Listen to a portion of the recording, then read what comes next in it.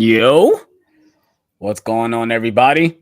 It's the Nerd Talk crew back with another episode of Nerd Talk. We're on episode 120.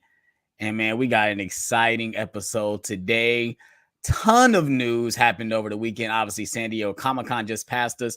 And of course, one of the biggest movies of the year has just came out. And of course, we're ready to spoil the hell out of this movie. You guys didn't know what it is. Of course, it is Deadpool and Wolverine. And of course, we got a few topics before we get to that topic. So, how's everyone doing today? Yeah, so work was a slow day. It has been very slow in the retail world, but like I said a couple weeks ago, it's the calm before the storm of back to school. So, Isn't it tax-free weekend this weekend or something? Is it tax-free weekend? I don't know. I don't know nothing about that. I heard about that. Someone's talking about it at work, but my bad. Go ahead. Cool. No, but cool beans all around. I'm ready for tonight. Yes, sir. How's everyone else doing? Kev? I'm doing pretty good for how life's going.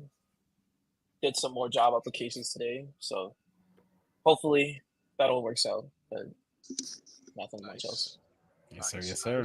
AJ, what's going on? Today was my off day, so I just kind of chilled. I recorded some videos, put some out on my Instagram. Watched some Game of Thrones, going back through that series. I know we love that show over here. Yes, yes, sir. And some Grey's Anatomy. So Grey's Anatomy. Just chilling, and ready for this stream. Yes, sir. Yes, sir.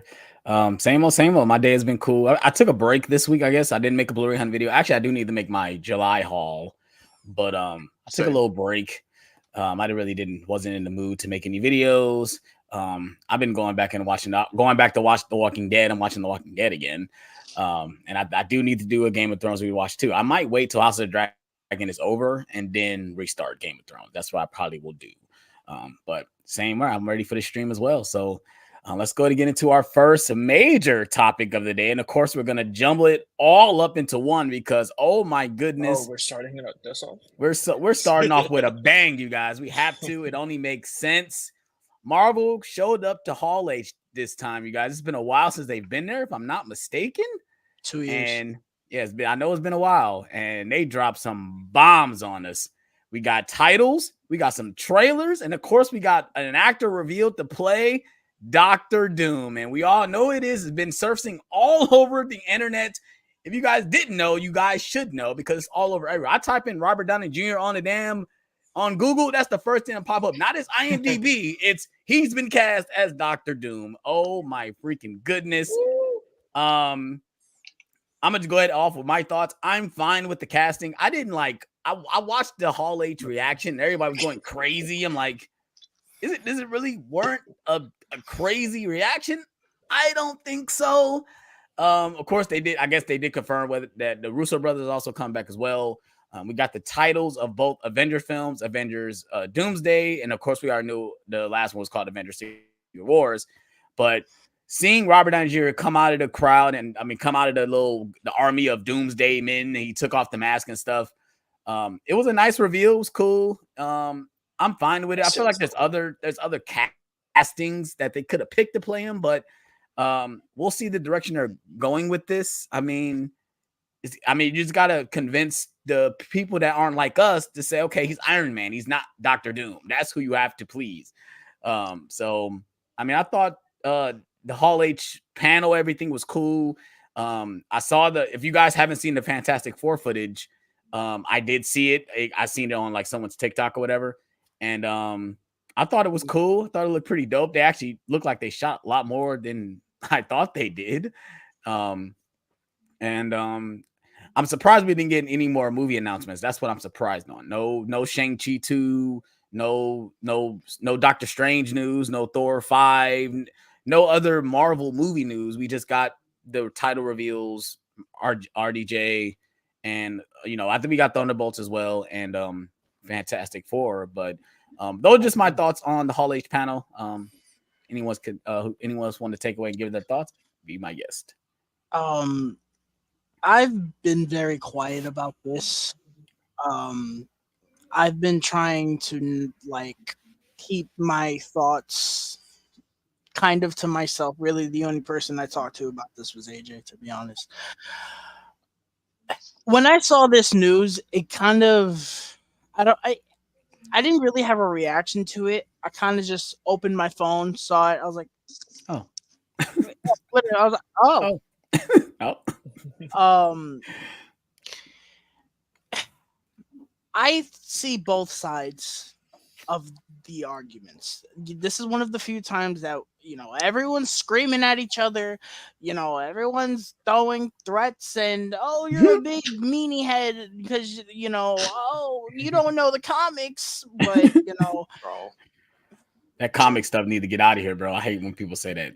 Listen, I understand both sides of the argument. It's not what they did in the comic book. On the one hand, I understand why people are upset. Is this the most desperate move I've seen from a studio in my entire life? Yes. I saw that and I was like, wow, that's desperate. And to be honest, I don't blame them. I don't. If I was Kevin Feige or anybody else at Disney and Marvel Studios, I probably would have done the same thing. If I'm going to be brutally honest, is bringing back the Russos and one of the writers from Infinity War and Endgame a desperate move? Yeah. Is it the smart move? Yeah, it is. Mm-hmm. I like those decisions more than Robert Downey Jr., obviously. Mm-hmm. But Agreed. again, bringing back Robert Downey Jr. is it the smart decision? Not really. But is it the easiest and most strategic decision? Yes. Mm-hmm. Are there positives and negatives to this? Of course. There's for sure. positive and negative to anything. Right. The positive, Robert Downey Jr. can breathe and give a good performance. For sure. Mhm. Him being a villain is going to be interesting. Right. The idea of the man who saved the universe Right. essentially becoming the person that wants to destroy it is a cool idea. And you how either, they you either die a hero, or you live long enough to see yourself become the villain. if they Right, if exactly. they write it properly to where it makes sense and you can really get emotional scenes out of our characters in the MCU, this could be possibly one of the greatest things they ever do in the MCU. The negative, this is so lazy. Now, I understand they want to do this whole multiverse thing. Like, not maybe as much as they did before, but the multiverse is still going to play an effect. Mm-hmm. On paper, when you look at them doing multiverse, this makes sense.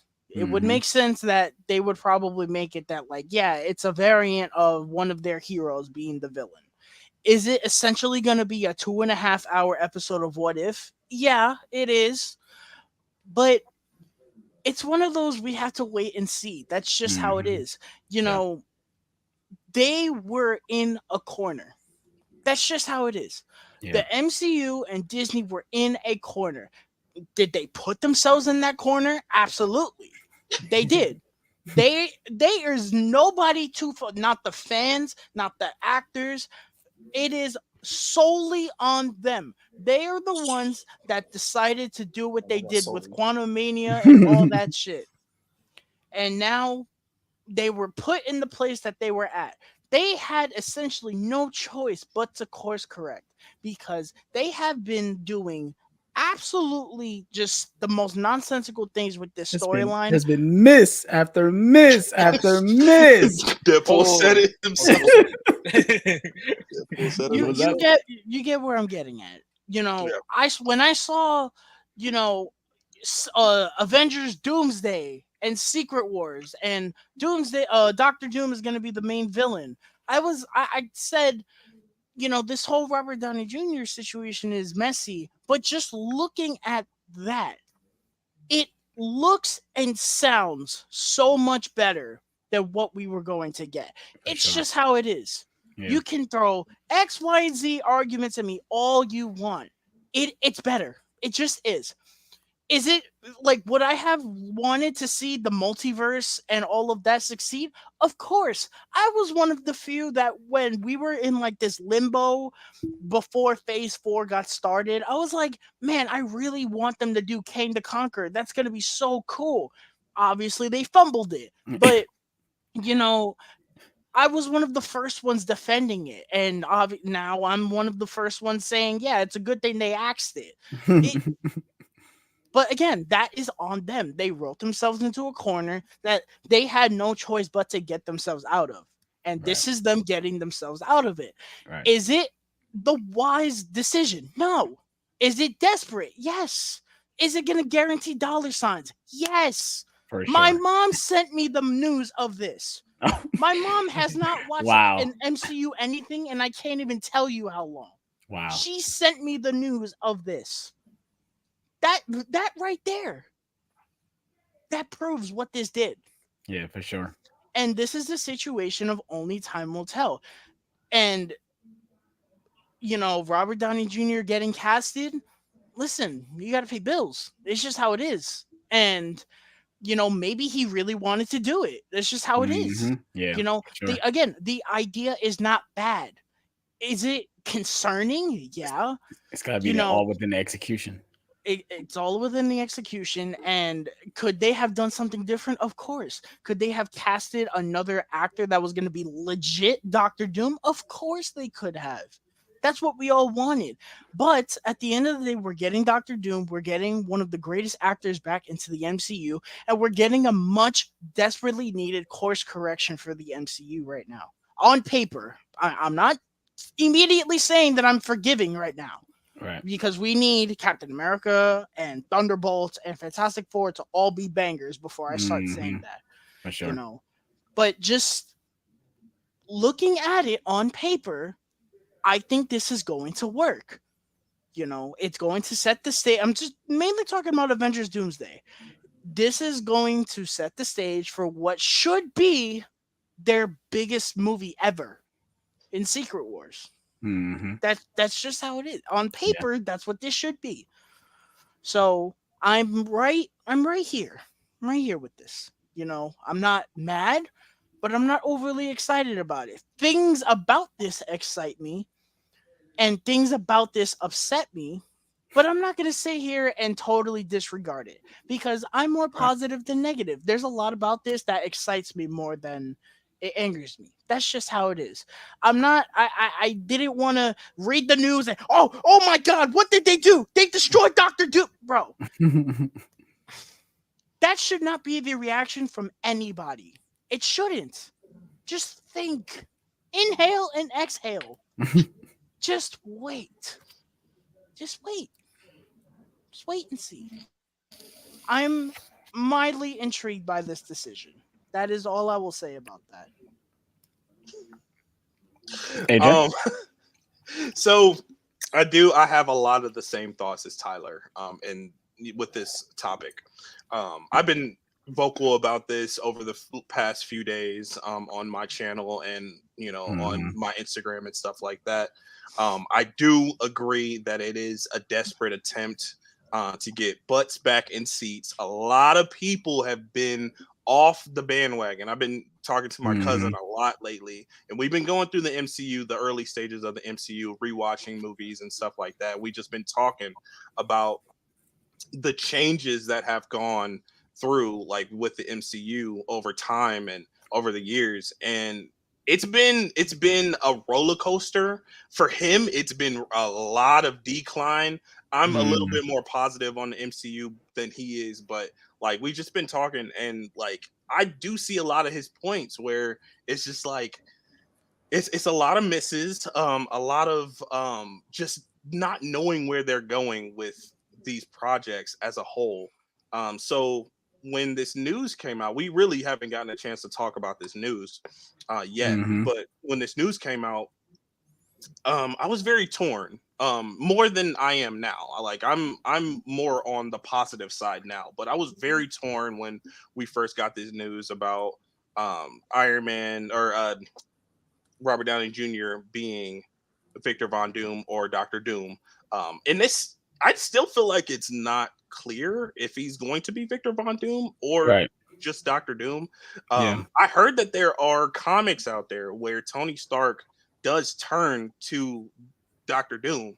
So, maybe they'll go that route. We don't know. I am interested to see how that world is going to react to, seeing basically Tony Stark's face on a villain and Right. a a huge villain at that. Right. So, yeah, I'm looking forward to it. I am not putting all my eggs in one basket. I am still kind of skeptical about a lot of these things, but I think it's going in the right direction, and I still think they're focusing on quality over quantity. Mm-hmm. So that's what I am looking forward to. Am I looking forward to Thunderbolts and these other projects? Yes, mildly. But this news was huge, and over the past few days, I've become more positive about it. Sure. Kevin? I'm gonna start this off by saying this is all the fans' fault. All the fans that were bitching and complaining during the pandemic era, because yeah, Tyler was right. They did put themselves in this hole to begin with. But I feel like a lot of that was due to the fact that a lot of fans were bitching and complaining about the fact that when it came time to watch Infinity War and Endgame, they realized that there's a bunch of homework they need to do when it comes with these projects that needed to release. Like Captain Marvel, like Ant-Man and the Wasp. They're just like, oh, why do we need to watch all this stuff to get to Endgame? Because there's a direction to it. There is a focal point in each and every single project because there was a goal at the end of that tunnel. Even under shit movies like Dark World and Captain Marvel, there was a tunnel, there was a light at the end of the tunnel, and that was Infinity War and Endgame. Why do I say that? It's because that's what Phase 4 and Phase 5 were pretty much shit at. They were shit at a complete lack of focus. They did not know what they were doing, and even if they did, we were not explicitly told. There is a multiverse Endgame at this with Doomsday and Secret Wars. We did not know in like 90% of these projects that was going to be the case. The only projects we got that from was Loki and Quantum Media. Right. That was really it.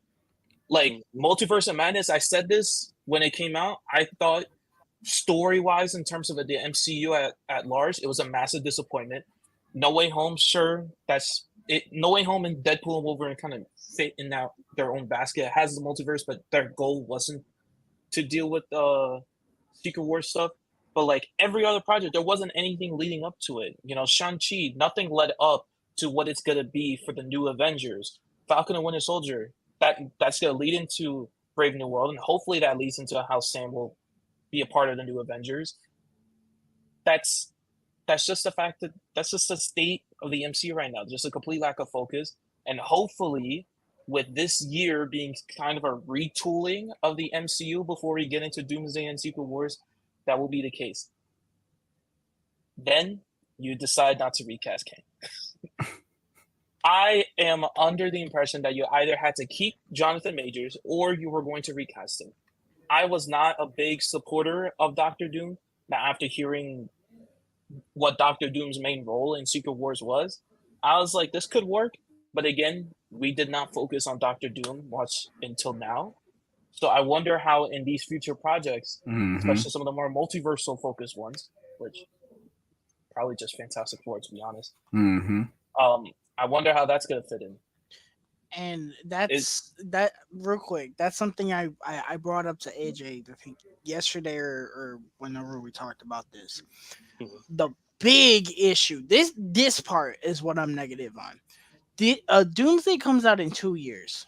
Right. Not even 2 years because we're in August. So Right. a year and change basically. Yep. And that change is being cooked already. Right.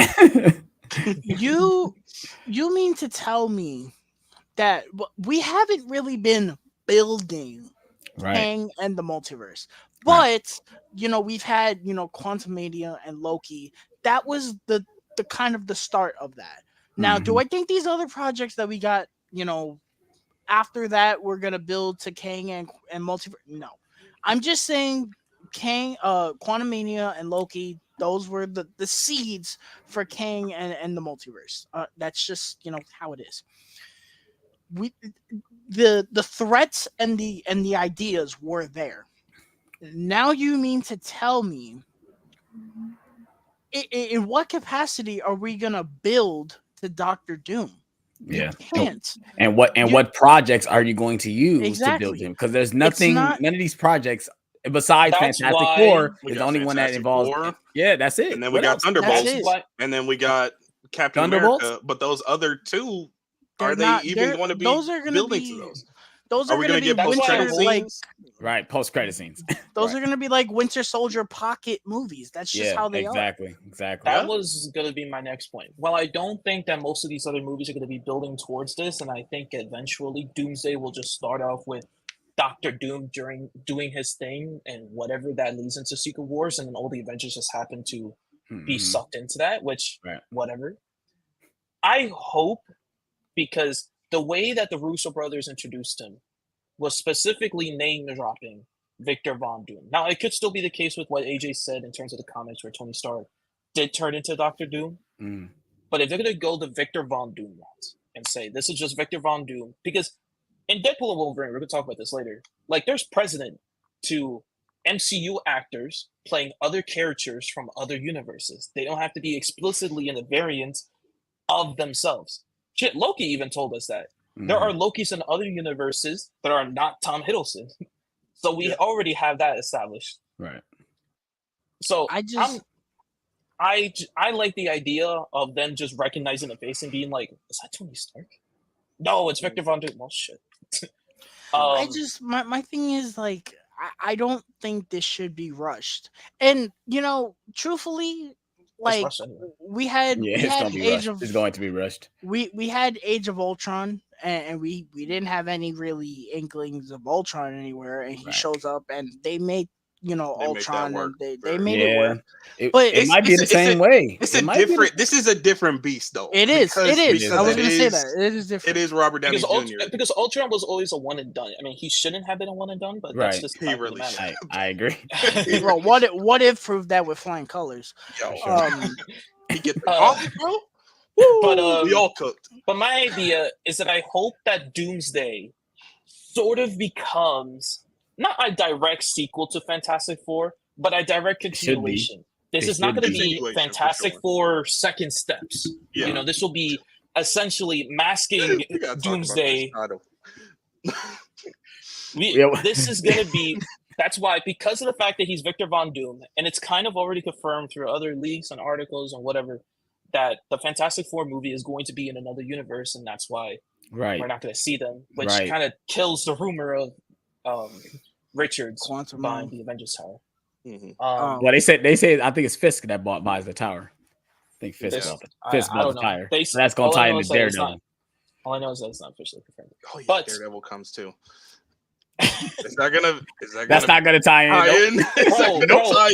Nope. Daredevil better not try to pull up. Nope. Bro, he's gonna be in Secret Wars though. I'm sorry. they said not everyone's gonna come. Not everyone's gonna be there.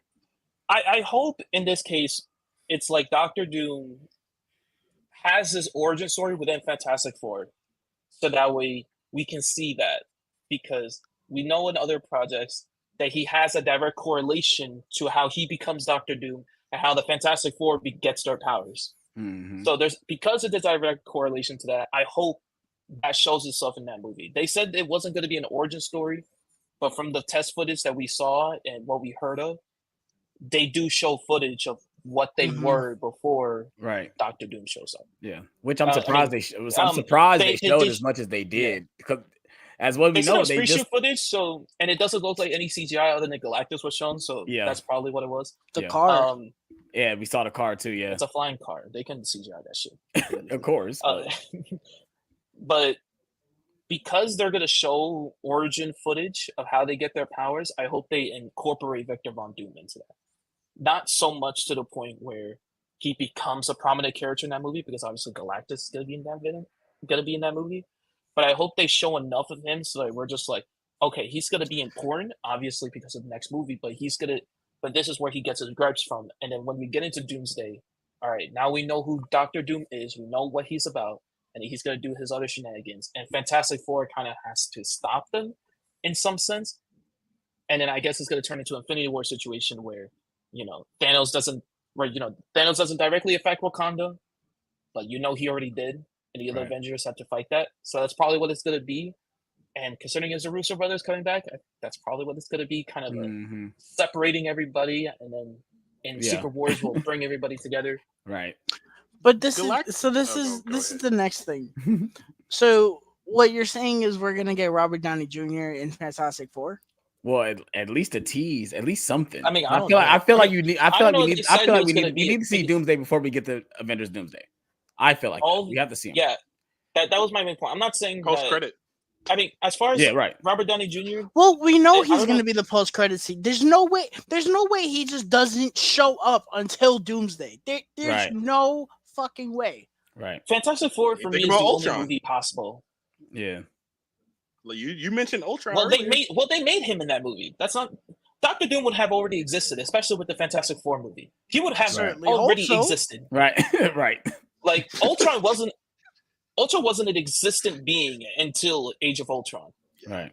Doctor Doom, if Fantastic Four does the origin story how it always is, he's there. That's how he should be. So I hope he's an established person. As far as RDJ showing up, they didn't say no. They just said, "Oh, here's who's playing Doctor Doom," and he takes off the mask. Ta-da! The more we're talking, but they never said that he wasn't. Yeah. How you guys feel about this title, though? Are you talking about Fantastic Four? Yeah. What y'all thought on that? I mean, they said it. I like it because it's not an origin story.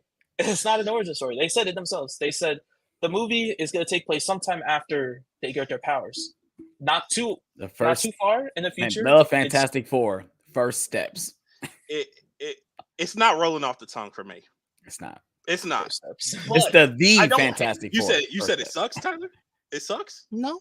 I thought you said it sucks. I thought you said it sucks under your breath. I just think say what you want to say, Tyler. It's not rolling off the tongue. I don't have anything to say about it. I personally think putting a subtitle there was a stupid idea. I agree. Just I don't leave think it does. Yeah, I agree. I agree. It doesn't. I do need a subtitle. Especially they should have swapped the D. Yeah, especially because Fantastic Four: The First Steps or something. Yeah, like that. because in the trailer, it's so cool. The score, which by the way, Michael G. This legit sounds like the best score Michael Giacchino's ever gonna do in his life for a movie. If the music that's in the trailer is in the movie, God tier. I love the way the trailer ends, and he goes, "The Fantastic Four." That is a great idea. What is it gonna be? Is it gonna do that, and it's gonna be like the first steps? Is it gonna? Yep. Like that's so goofy. They gotta do that now. I mean, but it kind of makes sense with the 60s. Yeah, right. 60s, right. With the 60s theme, so it makes sense. My hope is that Galactus isn't a one and done villain in this movie. I agree. There's no way. I agree. I do know that he has a big connection with the X-Men. So when the X-Men does show up, honestly, I feel like the MCU just realized that the multiverse shit is just not working. So they're just like, all right, let's just wrap this up. Let's wrap this up. Let's get the X-Men because Disney does not spend this much money crippling their company back in 2019. Just to not bring in any X-Men for 5 years. Listen to me. If Galactus is a one and done villain, I will actually jump out the window. Because how? Yeah. How? Yeah. Literally how? Yeah. That is not even up for discussion. If anyone is in the writer's room thinking that you need to be fired and sent home, what is wrong with you? Please don't. Please don't do that. That's why I said I hope he's not one and done. Dr. Doom and Galactus teaming up for Secret Wars. I wouldn't be surprised. Galactus gonna want to do with that. I wouldn't be surprised. I just know what Dr. Doom's main plan is gonna be like. Let's planets to eat. Fuck, man. Man, it's gonna be very intriguing what they do because I agree with all you guys' points. Like my thing also is just the setup. Like we haven't got no setup for this character, and now he's gonna be the Thanos level villain for both of these movies, and it's like, well. yeah, it's cool that Robert Downey Jr. is playing, but we don't know nothing about him. And yeah, we didn't know nothing about Thanos. But when he showed up, We kept seeing Thanos. we kept seeing glimpses of him, and we knew that he was going to be the end goal or the end game. We knew he was and the Infinity Stones were very primary objects. Right, exactly. MCU. Yes. And that's the thing too. We don't really have a MacGuffin. We don't have a MacGuffin thing like the Infinity Stones. The Infinity Stones was the MacGuffin of each of the entire Infinity Saga. What's the MacGuffin of the multiverse? What, the sacred timeline? Like what is the MacGuffin? What is the thing? The anchor. It's the anchors. The anchor being. The anchor being. Oh God. Well, we'll get to that. On that tonight. We'll get to that later. Oh my gosh. All right, we'll get to that later. Let's go ahead and round this up so we get to the next topic. That's why I said we should have recasted King, because King already has a storyline set up. But now, the thing, listen, I'm not against recasting. I've been. I'm not. Listen, any, I'm not. I'm not either, and I wholeheartedly agree. Let's say you recast. Where do you go with this? Yeah, that's the next question. Where you were originally going to go? They said, which is where. That's what I'm trying to. That's Dynasty. But that's what I'm saying, though. Dynasty, though. That's done. Exactly. That's clip. This is what me and AJ have been talking about. What is his dynasty? I genuinely feel like they had no idea where this was going. They were trying somehow to write this and make it make sense, and it just didn't. And so that's why they scrapped it, among other things. That's why I'm saying them scrapping Kang's Dynasty is not the worst idea in the world, because I feel like if they tried to make that make sense, it would have been low-key a disaster. Yeah, it was the right move, especially after seeing Quantumania. Yeah, for sure. Got folded by ants. Bro, that's all I gotta say. That's all I gotta say, bro. They set up the entire movie telling us nonstop, yo, you gotta watch out for Kang. He's not one to be messed around with, and then he gets will destroy you all, and then he got his ass beat by ants. By and Ant-Man. Yeah. No. Listen. Not a trained fighter. I am not going to shit talk on Scott. I was fine with him. No. Listen, I was fine with him having beaten Kang the way he did. The issue was the fact that he came back into the real world sweet and sound. That's what I didn't like about the entire situation. Other than that, I did not have such a big issue with him beating Kang, because Kang didn't even have his power. I don't remember him having his power. Maybe he did. But I remember it was a straight fist fight for most of it. Bro, Kang should have chewed this man up and spit him out for breakfast. This man went. He's talked about multiverse. Yes, he said he killed Thor. He killed Thor. Listen to that sentence. A man that ain't took, no way, bro. He took like the energy from a dying star, bro. Do you hear that? He got folded by ants. This is where we're at. This fucking movie destroyed the MCU, bro. You just got that on hand, bro. You got that on hand? Damn. Right here. You got it on hand. You just got whipped out. He was ready. He was ready to talk about that one. Listen. I was not opposed the way the story was telling. The ants, that was stupid. But Ant-Man, I was not directly opposed. But this is not a topic of discussion. Bro, what about the Wasp? So let's move on. I'm not allowed to down a hill for this. At this rate, Hawkeye could beat him at this point, bro. Like this is where we're at, bro. This is what you conveyed to us. Go ahead and move on. You guys got any more thoughts on this? We roasting the entire Avengers.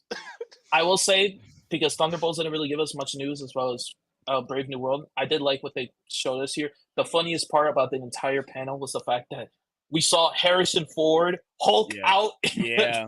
Fucking shit, bro. Yeah, that's insane. I don't even think he had to. He just hulked out. He just wanted to because he knows he's going to be Red Hulk. He's excited, man. Let's be excited for Harrison Ford. He's excited to be not Han Solo. He doesn't care. He's not Han Solo, so he doesn't care. He got asked after the panel, what do you... He said, I'm not Han He Solo got asked anymore. after the panel, what is adamantium? The fuck are you talking about? Yeah, for sure. What do you think about Earth 616? The fuck is that? He don't need to know. Just read his lines and he'd be cool. For sure. He's getting paid to act. He doesn't have to read the comics. Right. But yeah. All right, that's our thoughts on the MCU news at San Diego Comic-Con. Let us know what you guys thought about it in the comment section below. Let's go ahead and move on to our next topic. We got a new trailer for Transformers 1 is going to be an animated Transformers film, a prequel, taking place. I think how long? How long did this take place? 3 billion. Oh, billion. Is it billion, right? But I did watch the trailer. I watched it today because I wanted to watch it fresh for the show. And I'm not gonna lie. Why didn't they give us this trailer first? Because this trailer is pretty hard. I'm not even gonna lie. They actually give us a definitive story of what's going on and why the characters are doing what they're doing. The conflict between the characters, I'm all for it. Like, why didn't they give us that in the first trailer? I feel like there's actual stakes and conflict and some badass action sequences. There's comedy thrown in there, but it's not that much comedy, which I didn't really like from that first trailer. Yeah, it's going to be a kids movie, but I wanted some more. I wanted more meat with it, and this trailer gave me that. I thought the voice acting sounded better in this trailer than it did in the first trailer. I can barely really hear Chris Hemsworth's voice. He sounded more like Optimus Prime, at least to me. And I thought the trailer was pretty nice. It got me a little more excited. Like I wasn't feeling this movie at all. I wasn't excited for it. But watching this second trailer, I'm like, hey, maybe I'll check it out. We'll see. But what are you guys' thoughts? You guys can go back to when we talked about the first trailer. I thought the first trailer was honestly atrocious. I was like, this movie looks like an abomination. I was like, what are we doing, bro? And so they actually screened this movie last week, and I had a friend that went, and she was like, yo, that movie was raw. And I was like, really? Is it raw? Really? And then I saw a lot of people say, oh no, this was like really good. And I was like, okay, I guess. So then the second trailer came out, and it's just like Alex said, I don't understand why this was not the first trailer. This, honestly, watching this trailer and the first trailer, it's like a night and day. Yes, it is. Like it feels like a whole different movie. Yep. You know, the one thing that I'm not sold on, I don't like Keegan-Michael Key as Bumblebee. I think that is honestly so distracting. Definitely gonna be the comic relief throughout the entire thing. But like, oh my god, what is his name? Why is his name escaping me right now? Brian Tyree Henry. Brian Tyree Henry as Megatron, I think sounds way better in this trailer as Megatron for sure than the first trailer. Optimus, like Chris Hemsworth as Optimus, it never really bothered me, but it didn't really work either.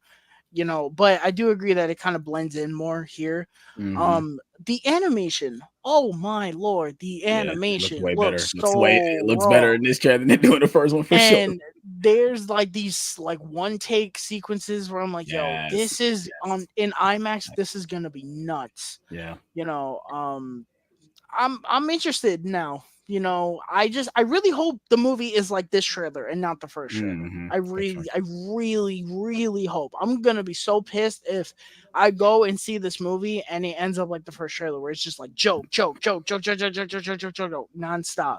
I don't need that. This is what an animated Transformers movie should be like. No question. Good, very good trailer. For sure. Yeah. So when we talked about this trailer, the first trailer a while ago, we were very skeptical before it came out. You know, we were like kind of hyped for it, but like we were kind of skeptical. And then the trailer came out, and we were like, for me, I was like, this is not for me, but I could see why people might like this or kids would like this. It's not for me though. It's for, you know, the younger kids. I don't know. My little brother said it looks like trash. Well, I'm talking like 8-year-olds. You know what I'm saying? Like young. And then the second trailer came out, and I just watched it, and I was like, yo, the action is amazing. Even though we get a lot of the same like shots, and like they even have like that scene where they're like running out, and they take away the comedy. Like they cut the part where, you know, they accidentally fall or whatever. Yeah. Like they take out a lot of the comedy, and it's a lot of the same shots and a lot of the same sequences as the first trailer, but just extended.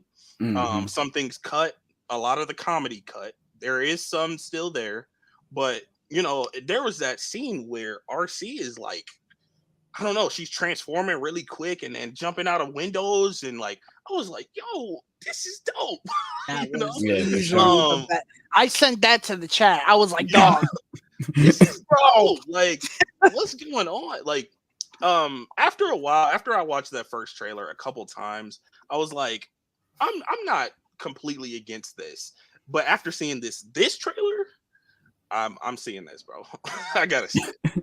I gotta see it. So For sure. I don't know what the reactions that came out. I heard it was very good. So Yeah, they must have heard the criticisms of that first trailer. Like, oh, we got to change direction. Let's change the direction now. They're not feeling this. Yo, let's go. When that dropped, let's go show what they want to When show. the first trailer dropped, I looked at the comments. They were tearing this movie. Yeah, apart. for sure. For sure. It was a And whole it's- Sonic situation. How Yeah, long has it been between interesting, though. the two trailers? very. it's been a pretty decent amount of I time. think- like, What? I think it came out around the time Planet of the Apes came out. Oh yeah. It's So been some about 3 months.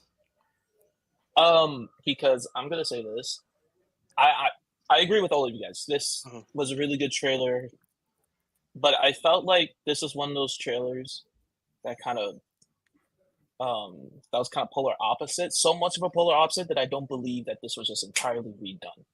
So I think that maybe when we see the movie, like what Tyler said, how people really liked it, it was a more balanced feeling between the jokes and the serious moments, and that the two trailers kind of just separated the two instead of balancing it together. Yeah. In the first trailer, we got old jokes and it was nothing but that. And in this trailer, there wasn't as many jokes, but there were a lot more serious moments.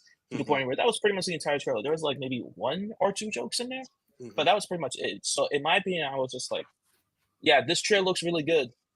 But I also gotta recognize that last trailer had jokes that I do not believe that in this amount of time they already took it out. I Like, I feel don't that. believe that they just Yeah, for wiped sure. it out. I feel I that. think sure. the trailer will have been a more balanced feeling between the jokes and the serious moments, but the two trailers separated them both and just presented it differently. Presented it as is. You know, Yeah. one trailer presented it as old jokes, one trailer represented it as a more serious take.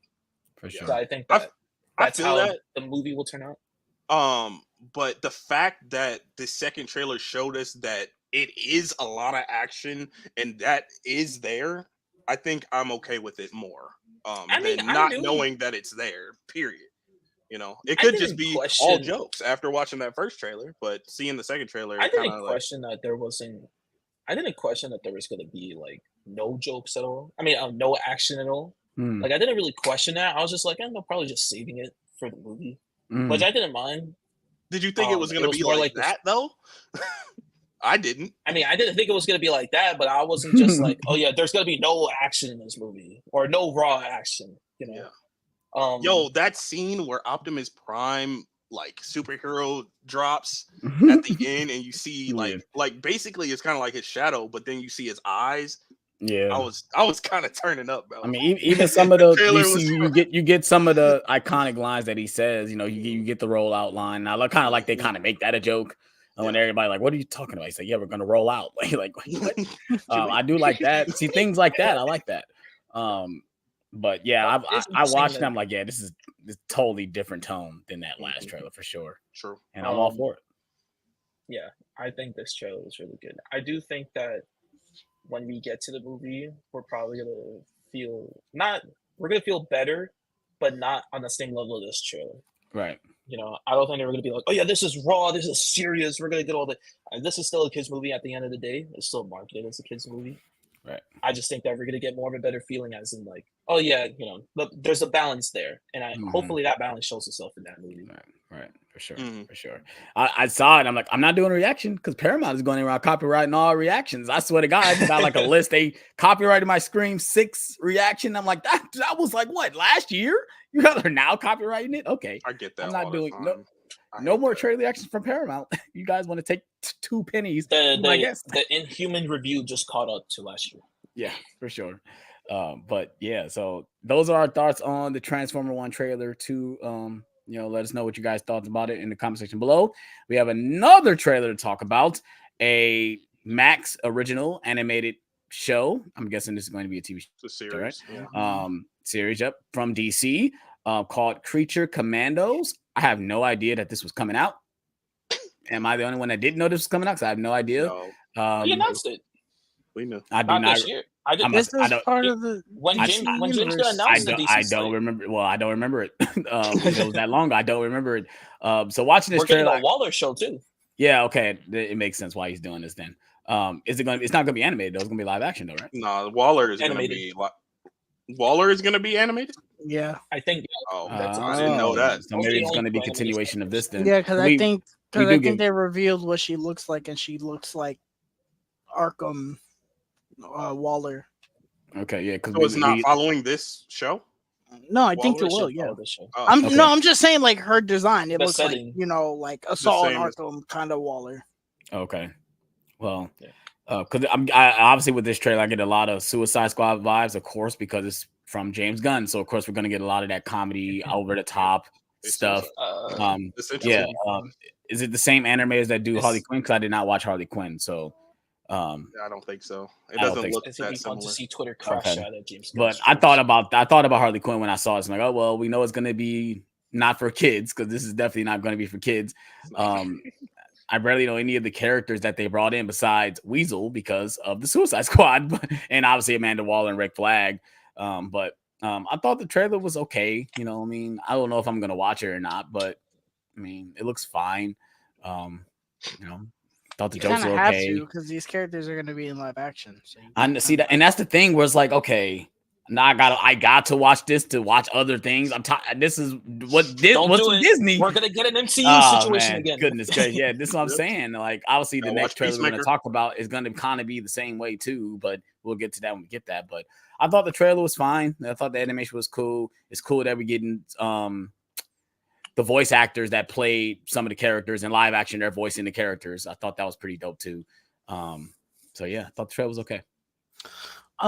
This is something I've been interested in for a while because when it comes to James Gunn, the things that he does that are weird and wacky and out of this world tend to be my favorite. You know, Guardians of the Galaxy and Suicide Squad isn't a fresh new concept, but he made it weird and wacky, and that's why it's probably like my favorite DC movie that's not any of the Dark Knight movies. And so, like, when he was talking about this, I was very excited for it. And the trailer was good. I love the concept to where it's like, oh no, like, we have a mission and we can't use humans. We have to use monsters, and they're inspired by the universal monsters. I think that's such a fun idea. You know, now I want to know what situation is so extreme that you need these, monsters, but I think the trailer looks fun. It looks really fun, and if they hone in on the concept of like having Frankenstein and Bride of Frankenstein in there, all these monsters, I think it could end up being a very fun show. Now the whole thing of them showing up in live action, that's weird because it's like obviously we all know from Disney things don't translate well in like the things don't translate the same in animation that they do in live action. They just don't. Like, sure, the Bride of Frankenstein looks cool in this show, but for all we know, they could transport that to live action. It's like, what am I looking at?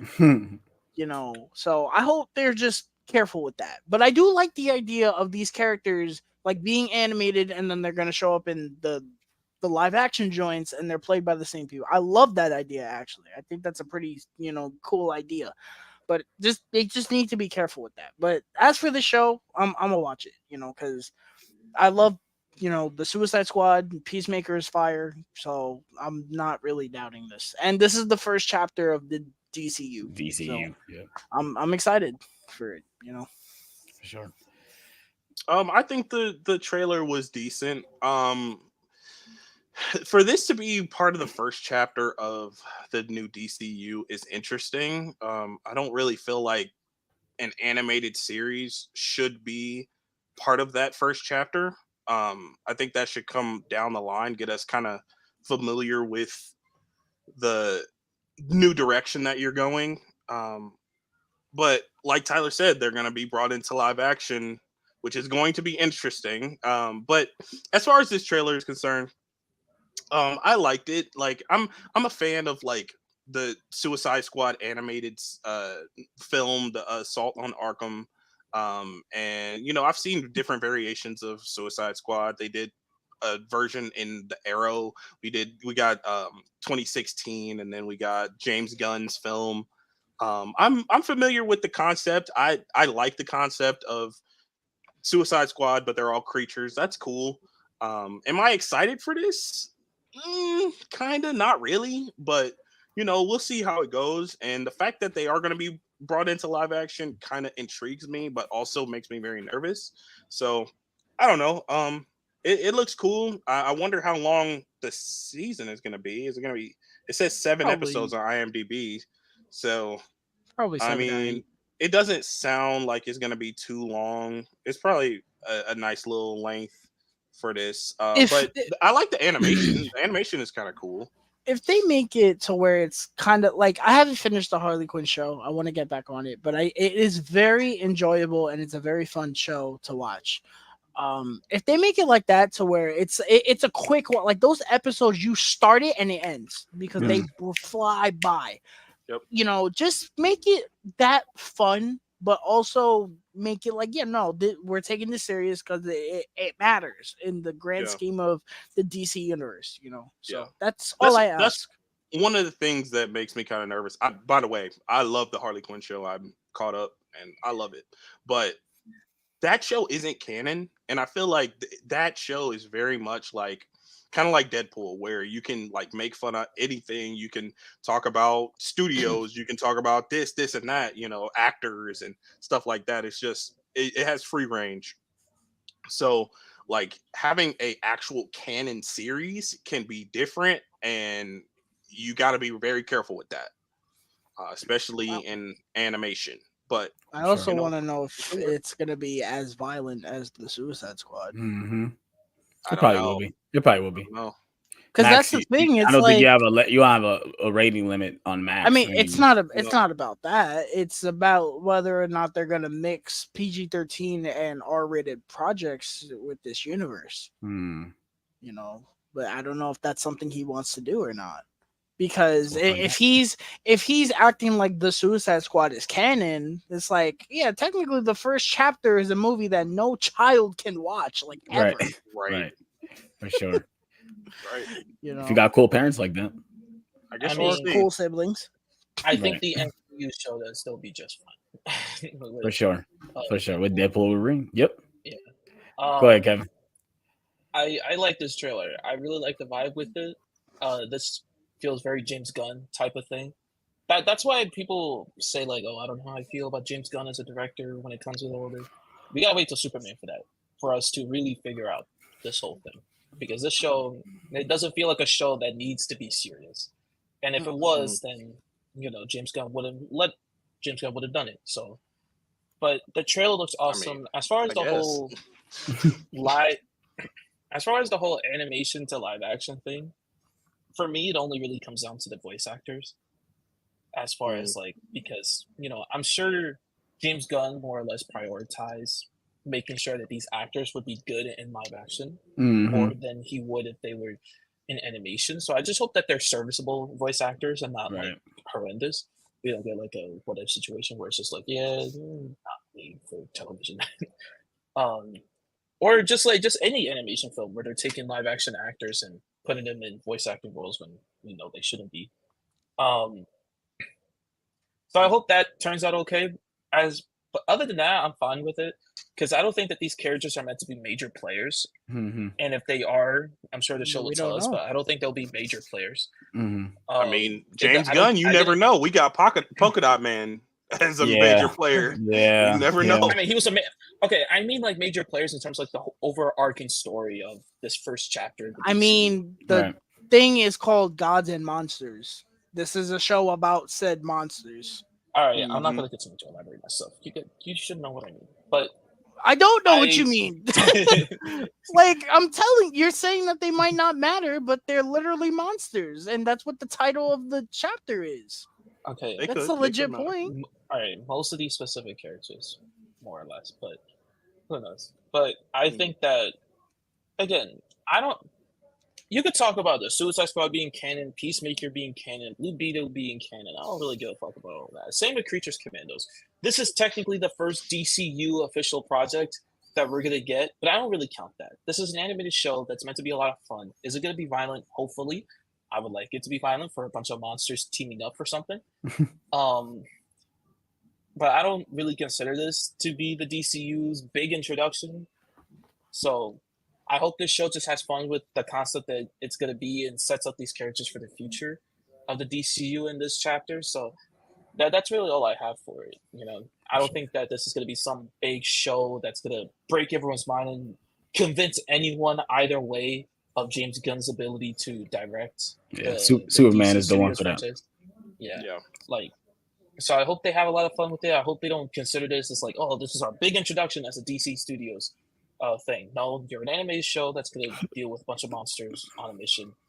Honestly, I'll be honest, the one thing I did cringe at was when Waller was just like, this T will be known as Project M or something. M stands for monsters. Or Creature Command. It's like, okay. Where did the two correlate with one another? I was just like, where did the two correlate? You could just say Creature Commandos or Project M, one way or another. Other than that, I really like the trailer. I think it's dope. Yeah, for sure. Kevin, you and I watch Suicide Squad Asaikai, the anime for Suicide Squad that's on Max right now. In comparison, I guess you can't judge the entire series right now from the trailer, but like from the trailer, how are you feeling as in comparison to the anime series that's on now? I mean, the animation looks more consistent, but again, the trailer looked pretty good animation wise, so I don't think that there's any necessary issues with that. Mm-hmm. And the whole isekai thing is it's separate. It's like DC Elseworlds. It's like that's its own. Yeah, it's like Elseworlds. Yeah, it has a fantastic element, like a fantastical element to it, which is bizarre. But I don't know. Like I feel like this series is going to be better than the anime. I'm not really feeling like that. So I'll say this because the other two don't know. And I told you this in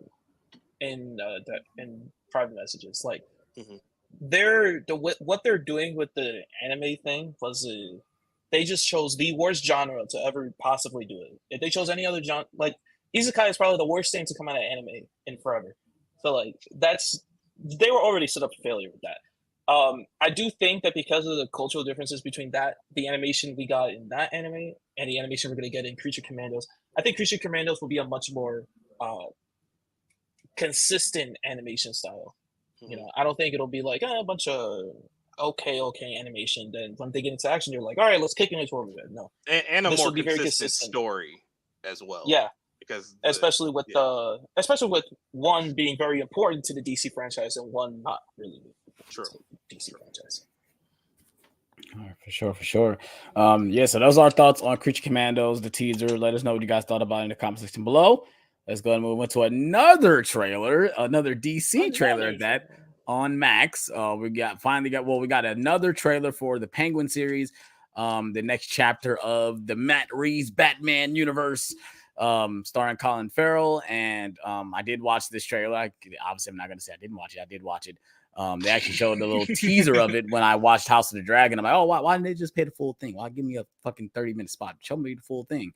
Because I watched it on my phone. I didn't watch it on my TV. And I thought the trailer was dope. I mean, it's just another, it looks like the Batman. I think Colin Farrell is going to be great as the Penguin. I like the direction they're going to go with the series and, the players he has to deal with and stuff like that. My question is, how does this affect the future of the universe? Is Batman going to show up? Maybe he might be the post-credit scene or whatever, but I mean, I'm intrigued. I'm intrigued to get back into this world. And I've been wanting to watch the Batman, and watching that trailer, even Steph was like, what? I'm like, yeah, they're making a show about the Penguin. So she got even intrigued after watching the little snippet they showed on Max. But I thought the trailer was cool. I love the way it looks. Obviously it's given us by Matt Reeves, so I don't expect it to be terrible. So yeah, I thought the Penguin trailer was dope. I need this show in my life now. I've had a Matt Reeves Batman itch for forever. That movie is taking way too long to come out. I need that for sure. This show looks fantastic. It does. I'm so excited to see this show. The tone is just Oh my god, the tone is so good. It looks just like the Batman. I'm so interested to see what this character is going to bring because I feel like the Batman did a really good job at taking the Penguin, which is like this insanely over the top character, bringing him down to earth and making him like kind of relatable in a way. And I'm excited to see his backstory and how he's going to start like taking over Gotham and all that after, spoiler alert, Falcone died. Um, I'm excited. I'm gonna be watching this as soon as it drops, and I'm just excited to jump back into this world, man. I'm beyond the word excited. Sure. Kevin or Kevin? AJ? Kevin? I guess I'll go first this time. I love the Batman universe, and I think knowing that Matt Reeves is on this project makes me feel a whole lot better about this. Knowing that, he knows this is his universe, he needs to have his touch on it, even though that not everything's going to be thrown into fruition. I do agree with Ty. I think this show will bring a lot of things that make us feel relatable with Penguin, not in a direct way, because I don't think any of us is a drug lord. But I do like that other character, this young guy that he had with him throughout the trailer. I do think that that's going to be the thing that makes Penguin feel relatable. And what he said at the beginning of the trailer, not after the scene with his mother, where he was just like, we all want to go with the American dream, but, shit ain't like that right now. You got to do whatever it takes to survive. And clearly, Penguin has had to deal with something that made him turn into the drug business because, something or whatever makes him feel otherwise. I mean, you're living in Gotham. I don't think you're going to feel any sort of American dream living there. But, that's his choice. But I am more intrigued by what this other character, this young guy, is going to bring to the table more than anything else. Like, honestly, more than Falcone's daughter, was it, or sister? Sister. Sorry. I kind of more intrigued on what this kid is going to bring to the table as far as the story with Penguin and how it's going to drive Penguin's character. And knowing that this show is going to lead us directly into Batman 2 is going to be really interesting because that means Matt Reeves has a plan with this show. That something from this show is going to lead into this next movie. I hope it's not Falcone's sister, but it's going to be somebody. I hope it's... Well, it might be because they revealed in the trailer, which is kind of crazy that, no pun intended, but that she's out. She just got out of Arkham Asylum, which is kind of bananas. But if it's true that they were going to, because they just announced that they canceled the Arkham show. They were going to do an Arkham show for Matt Reeves' universe, and they scrapped it. There was a rumor a while ago that the Batman Part 2 was essentially going to be Arkham Asylum. Like, that was what that movie was going to be. Maybe they're still doing that. And maybe that's why they canceled the show, because they're that's what I was thinking. And maybe she is how they lead into, us seeing Arkham Asylum. I don't know. Yeah. Maybe we'll get more scenes with the Joker. I don't know. I mean, I feel like Arkham Asylum has been very neglected in all these projects. It's very upsetting that we have not gotten Arkham Asylum in live action. It's funny because I was thinking about Batman Forever, and I think we finally see Arkham Asylum in that movie. Just finally we see it. I don't think it wasn't in Returns. It wasn't in Batman 89, and we finally see it in Batman Forever. And of course, we're going to get one little glimpse, but it's just crazy that we haven't gotten Arkham. Well, Asylum. it's in Batman Begins, right? Is it? Yeah. Isn't that where Scarecrow's doing all his stuff? You're right. You're right. AJ? See, that's how bad Christopher Nolan adapts comics. I didn't watch this trailer, but you're getting kicked out. We can move on to the next. We can move on. Kick him out. We can move on to the next topic. Why are you lying? Are you lying? Are you serious? No, I'm dead serious. Yeah, I wasn't very. Are you not interested in the show? I'm not in the show, but Tyler, fun fact. Does the entire thing. Fun fact: Kristen Melody is the mother in How I Met Your Mother. Mind blown. I didn't watch How I Met Your Mother, so that joke that is irrelevant. It wasn't a joke. It wasn't a joke. Well, not joke, but that fact was irrelevant. It was irrelevant because I don't watch How I Met Your Mother. So you're not the only person watching on this panel. For sure. But yeah, those are our thoughts on the Penguin trailer. So let's go ahead and move on to our next topic. And of course, it is about House of the Dragon. Dun dun dun dun dun. Season 2, episode 7. Kevin, I'm gonna kick you out real quick. You don't watch the show. I mean, you can do it. Yeah. Sitting here. But I did doing watch it. miscellaneous tasks. I did watch it, and right off the bat, me and Tyler kind of went off on it last week. I'm not really feeling this season. This episode in particular, like I was watching it, I'm like, oh my god, are we really about to get like the same episode we got last week? Goodness gracious, I'm not going to remember anything that happens. And until the third act of the episode, I was feeling that, but the third act of this episode kind of saved it for me. We get some awesome dragon just destroying everyone. I'm like, yes, why are we getting more of this? What's going on here? And like I said, I think that my issues is not with the acting, with the cinematography, obviously the music. It's the story, man. The story is very lackluster. It's just dragging. It's like, then we got Allison just like floating in water for no freaking reason. Like, what are you doing? Like, what's going on here? Like, are you going to kill yourself? Like, what are you doing? You got Aegon just die already. Goodness gracious, dude. Like, and then Aemon is just being, it's all over the place at this moment, and I'm not really feeling it. I was talking to my fiance's aunt, and she's watching the show as well, but she said she's waiting for all the episodes to drop. And I told her, I said, you might be doing the best to waiting, because watching this week to week is tiring. Like, I think binging it probably be the best way, because you can keep watching the story instead of just like, okay, what's next? Like, but overall, I said the episode was fine. The last 10 minutes saved it for me, though, for sure. This is easily the best episode that we've gotten in the past 3 weeks. But again, that does not say really anything. And like Alex said, it was saved by the last 10 minutes. I had mainly one issue with this show among the same issues I've had for 3 weeks. But it goes back to Allison.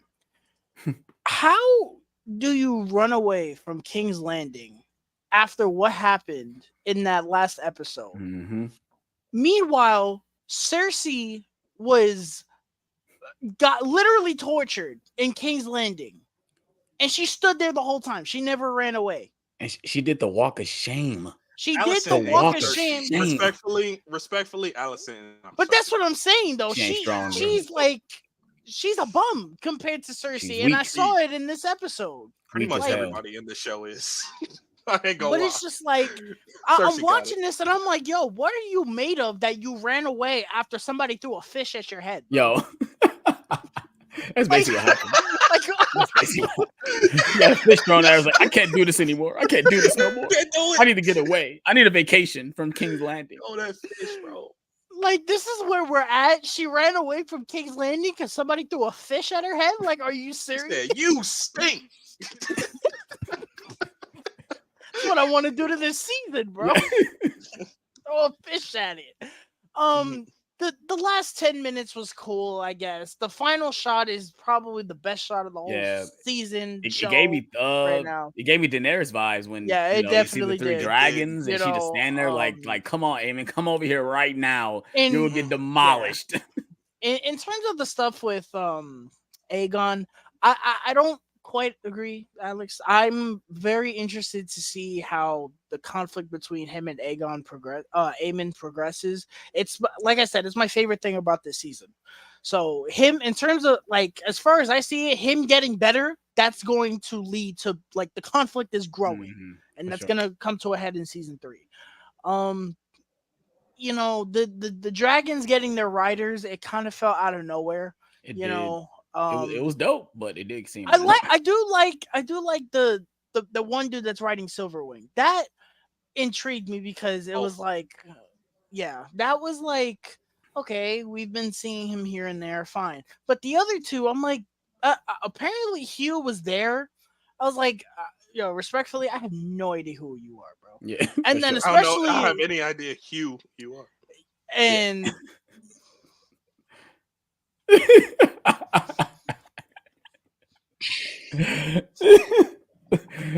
Bring me We had to. We had to. We had to for that one. And then the bum that's riding the dragon that's under where they're at, which I told AJ, I was like, yo, how were you living there? And she kind of acts like she didn't know that the dragon was there. I don't know if she did or didn't. She specifically said there's 2 dragons. Yeah, she knew. She says that. She said there's 2 dragons that we need riders for. There are dragon eggs down there. I don't know if she knew that they were. She didn't know about that. She didn't know about that. I think she definitely knew that because they were underneath something. They were like encrusted in like fiery, like you know. Because I feel like she would be breeding them in a fire chest. Yeah. Which I thought he was. I thought he was toast after he stepped on it. So you're toast. Yeah, that's what I thought. And then when the dragon bows down, I was like, you should look to the left real quick before you acknowledge him as your rider. You know?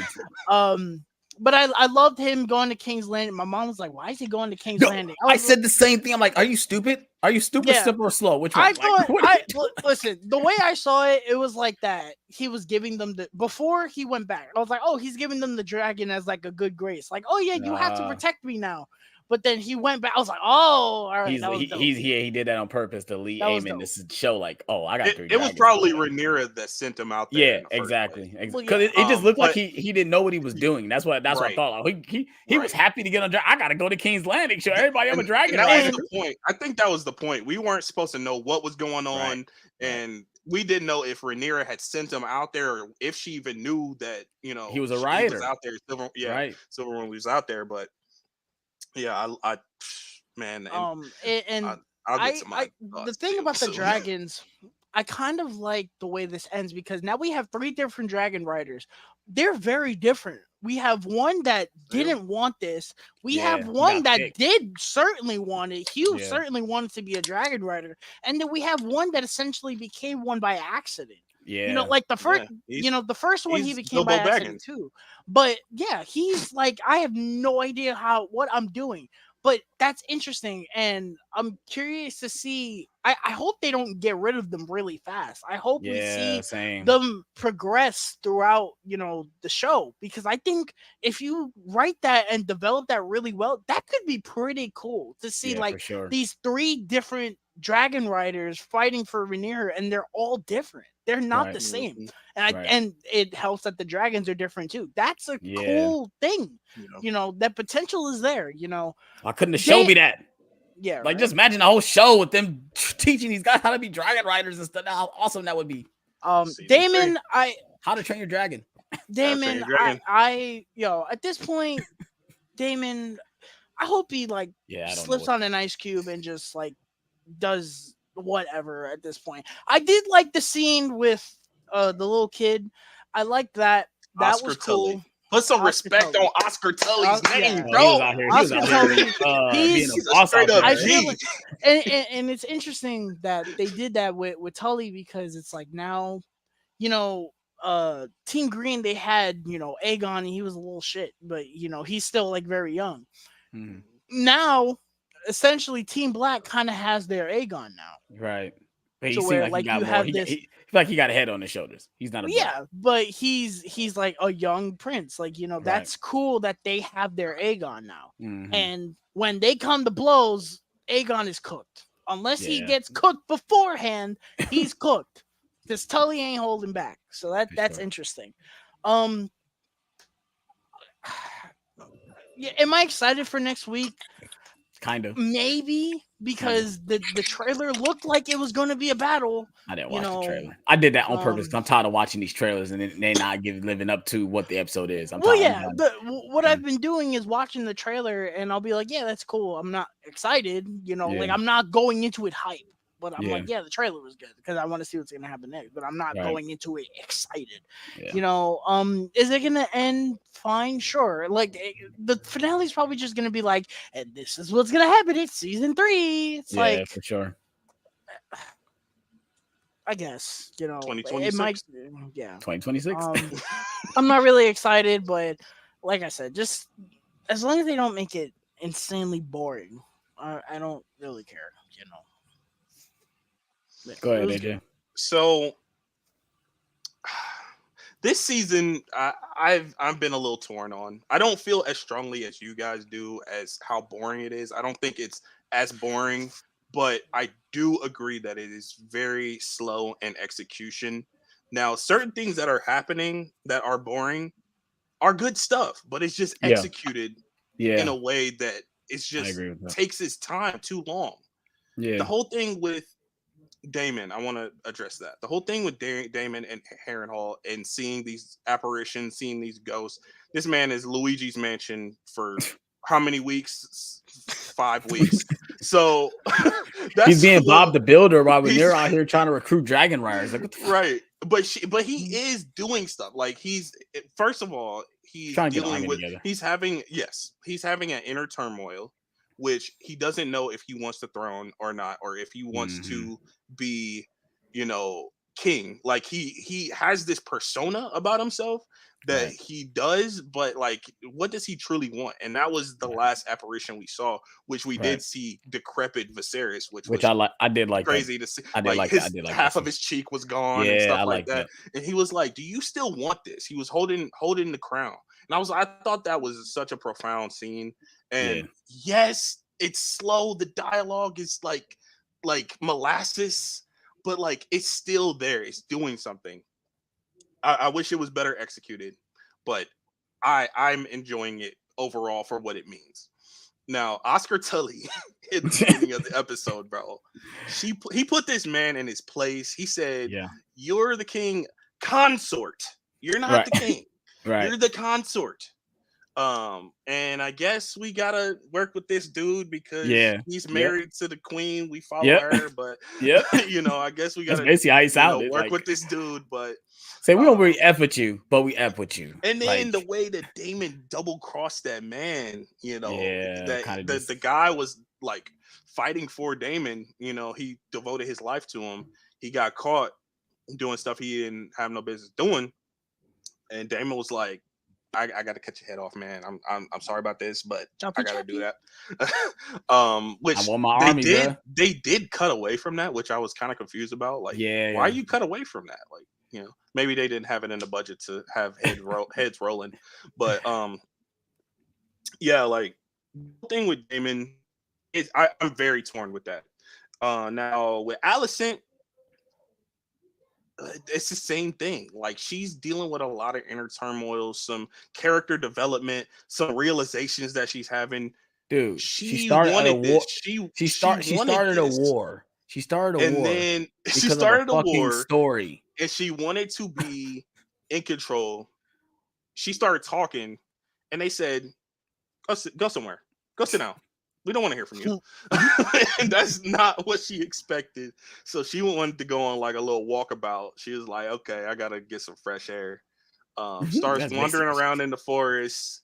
And I thought she was about to end it all. Like, I didn't know what she was about to do.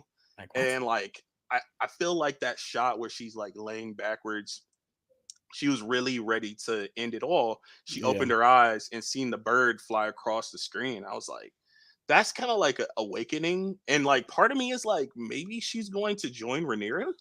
Maybe she's going to like have a realization that these people are horrible. And because Alicent, I feel like at the bottom of her heart, she has a good heart, but she got so deep and wrapped into things, and she kind of lost sight of what was true. And her true heart is Rhaenyra, at the end of the day. So I feel like that's the whole thing with Alicent. The whole thing with Rhaenyra getting the bastards together that may be Targaryen bastards, I was just like, yo, this is a crazy plan. It was Jace's original plan, to have some higher living people, not the lowly people, but the higher living people that are Targaryen, have Targaryen blood, to be have this trial to see if they're dragon riders. That didn't work last week. Definitely not. Definitely. Sir Stefan got literally cooked. And a lot of people got cooked in this episode too. This week, everyone got cooked. Everyone. She got her little balcony seats, bro. She was like, I'm not leaving. I'm watching everyone die. I'm about to see who get chosen today. And I was just like, okay, I guess it's for the greater good because she got some dragon riders out of it, but sheesh, those people. She did. I saw a meme that said she didn't offer them no food, no drink. She said, "May the odds be ever in your favor," and then just sent them down there. But she did say like if you here, you might not come back. And she was not lying to them about she did say that y'all was not going to come back because half of them were DUD. And those dragon keepers, they're like, what are you doing, bro? Like, why are you having these people do all this? Like, we don't vibe with this. We're out. And they packed up and left. But yeah, like getting onto the end of the episode, it was awesome. It's needless to say that last scene, 10 minutes of this episode was awesome. And the final shot, with Rhaenyra and the 3 dragons, it gave me chills. It gave me chills, and it kind of restored my faith in this show. Even though I'm liking the show, I know that it's been slow. I've been bearing with it. I haven't been too hard on it. That last shot was like, okay, we're back. Let's get going for the final episode. And hopefully they do. Hopefully they stick the landing. Because I was watching it with Steph, and she was seeing all the people, like, all the bastards come. She's like, what does all this mean? I'm like, well, this means that Targaryen lords or high Targaryens were sleeping with other people and they're bastards of them. That's what that means. She's like, oh, what does that mean? I'm like, well, yeah, they're sleeping with a lot of people. Right. That's what that means. And there might be like 1/16th Targaryen out there, Right. Just a little bit of Targaryen blood. That's all you little need, Right. Which is confusing because the one Adam of Hall, it's like she's trying to figure out, like, he has to have Targaryen blood. There's no way he would just be randomly picked. Like, you have to have Targaryen blood in you to be a dragon rider. So he has to have something in there. And Adam is Corlys's son. Right. So, he said, I don't really know your mom's heritage. So she must have had some Targaryen in her. So, and the brother, his brother, the bald guy, he is Targaryen. He has white hair, but like you see him shaving it off. Right.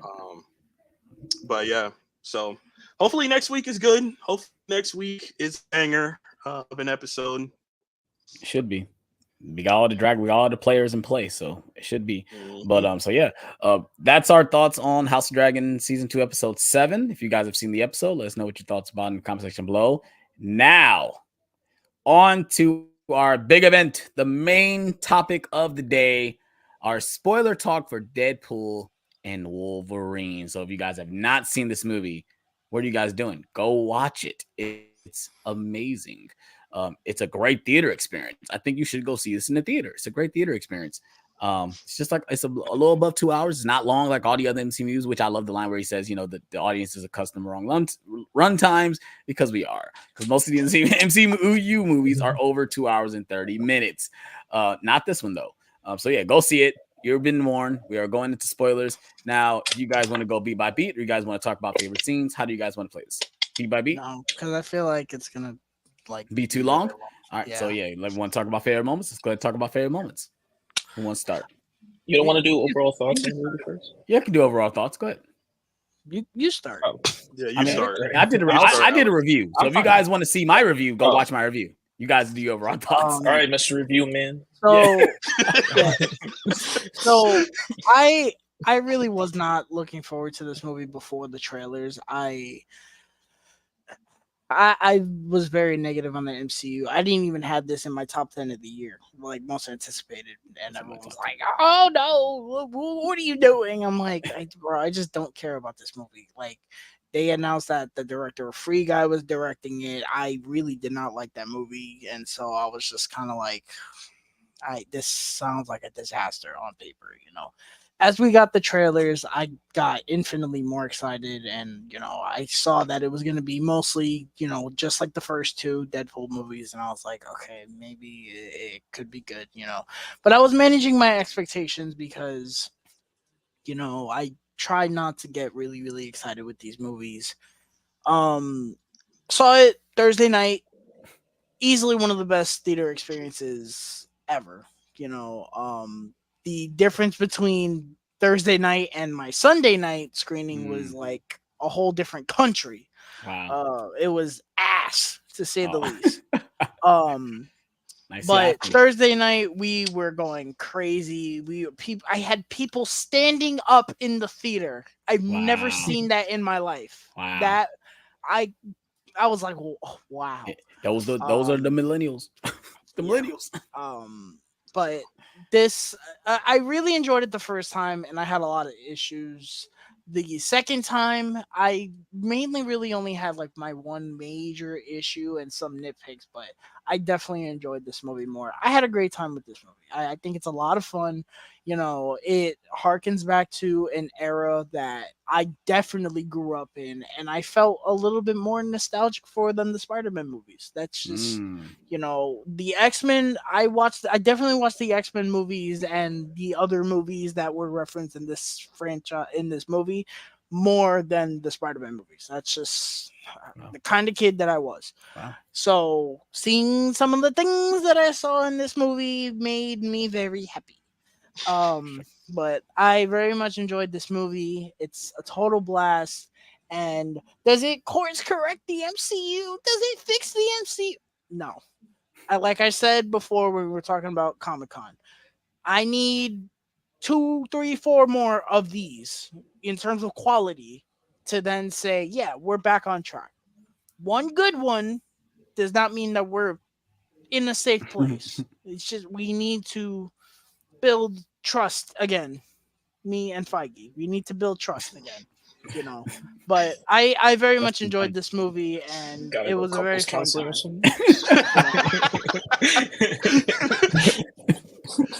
Yeah, come on, Fikes. We got to go. Fikes. Right.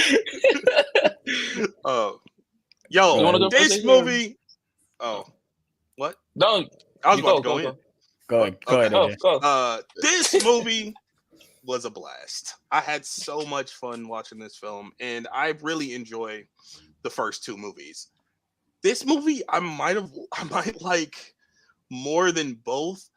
Granted, I absolutely love the first movie so much. I think it is like one of the most perfect balanced comedy action superhero films. Period. Other is probably Guardians of the Galaxy, but this one is like pretty perfect to me. As far as I have some nitpicks with like the story and like some of the concepts that are introduced here. Some questions that I have at the end that are not necessarily problems, but they're like questions that are we going to just abandon this after this movie, or are we going to bring this concept back, Right. or what's the deal with this? Are we bringing some characters back? What are we doing? We're throwing away stuff. Like, it's just some questions that I have that are not necessarily problems, but like the comedy pretty much on every level worked for me. The action was awesome, amazing, in classic Deadpool fashion. He's making jokes about different studios. He's making jokes about actors, and I loved it. Wolverine, Hugh Jackman back as Wolverine. It was great. Like it's not the same Wolverine that we know, from Logan and these other films. It's a different Wolverine, and it worked in this movie. I wasn't really expecting every element to work the way that it did, but it did. I absolutely loved this movie. It was a blast. Do I have some questions and issues? Yes, but I kind of put that to the back burner because of how much fun I had. I've seen this movie 3 times. One in regular standard, second time in IMAX which was an awesome experience, and then I watched it at home. So I checked it out at home. Yeah. But move on. Set in the high seas. I mean, I look at it like I paid you guys twice. Yeah. That's all you only deserve my money 2 times for this. That's all you get from me, man. That's That's a lot of money because I paid Yo for ho me ho, and my it's a fiance's pirate's life ticket. for me. Then I bought another ticket. So I bought 3 tickets for you guys. Me too. Yeah. 2 for me, 1 for my little brother. Yeah, so that's 3 times. So go ahead, Kevin. Your AMC shit was free, bro. He pays a So monthly was yours. subscription. I'm not paying money. The monthly I pay subscription. money to the theater. That's what I did. No. All right. I think that money goes to the studios, right? No, I hope Some so. of it, but yeah. Nope. Probably, but I doubt all of it went. Right. Yeah. This movie was awesome. Throughout the first 75 to 80% of this movie, I loved it. It was everything I could have asked for in a Deadpool and Wolverine movie. It was great stuff. The story, I thought, up until that 80% mark was like really good, or at least serviceable for what this movie was trying to give to us. I loved Wolverine and Deadpool. Literally everything that had to do with those 2 characters, especially their character development throughout this movie, was just amazing. It was like damn near perfect. I was just like, yo, all right, y'all got it. That was great. Seeing some of the other cameos of other characters come back, some of the characters who would have been, some of the characters who were, they were awesome to see. Seeing some of the action in this movie was just hilarious at parts. And I really like the emotional depth that they gave to Deadpool and Wolverine. You know, it was clear that this wasn't just buddy cop movie. I mean, it was, but it wasn't like, they were just kind of cool with each other the entire time. It was just whatever. And we just saw jokes the entire time. I saw some stupid person be like, oh, Wolverine in this movie, all he was just, oh, shut up, Deadpool, you fucking moron. I'm just like, clearly wasn't. But I liked that they gave depth to these characters, especially Wolverine. It was a blast seeing him again. Now, the last 25 to 20% of this movie is where I had problems because I felt like they took the story, which should have been a very basic and simple story, to an extreme that they didn't bother giving us a proper explanation for. Or I'm just like, okay, let's not get it a little bit. We're getting a little bit out of hand here, especially with the main villain or the main villain of this movie. We kind of got out of hand with her. She was cool and she was awesome for what she was supposed to be throughout the time she was there. But then they made her more than what she should have been. And I was just like, all right, let's settle down, guys. This is not what we Settle need. down. Simmer down. And the main plot point of this movie, the main new concept that they introduced, me and AJ had disagreements about this. I was perfectly fine with how they introduced it, but at the end when they gave us that little, oh yeah, you did it, you fixed it. I'm just like, okay. I mean, we don't know what they did, but okay. But before that, I was just like, this is a cool concept. I wonder what they're gonna do with this. He became the anchor being. That's my theory on that. But like, he became the anchor being. After watching it third time, I'm like, I'm figured that the reason why he fixed his timeline is that his heroic act made him the new anchor being for his. Bullshit. It never was established that being a hero makes you an anchor being.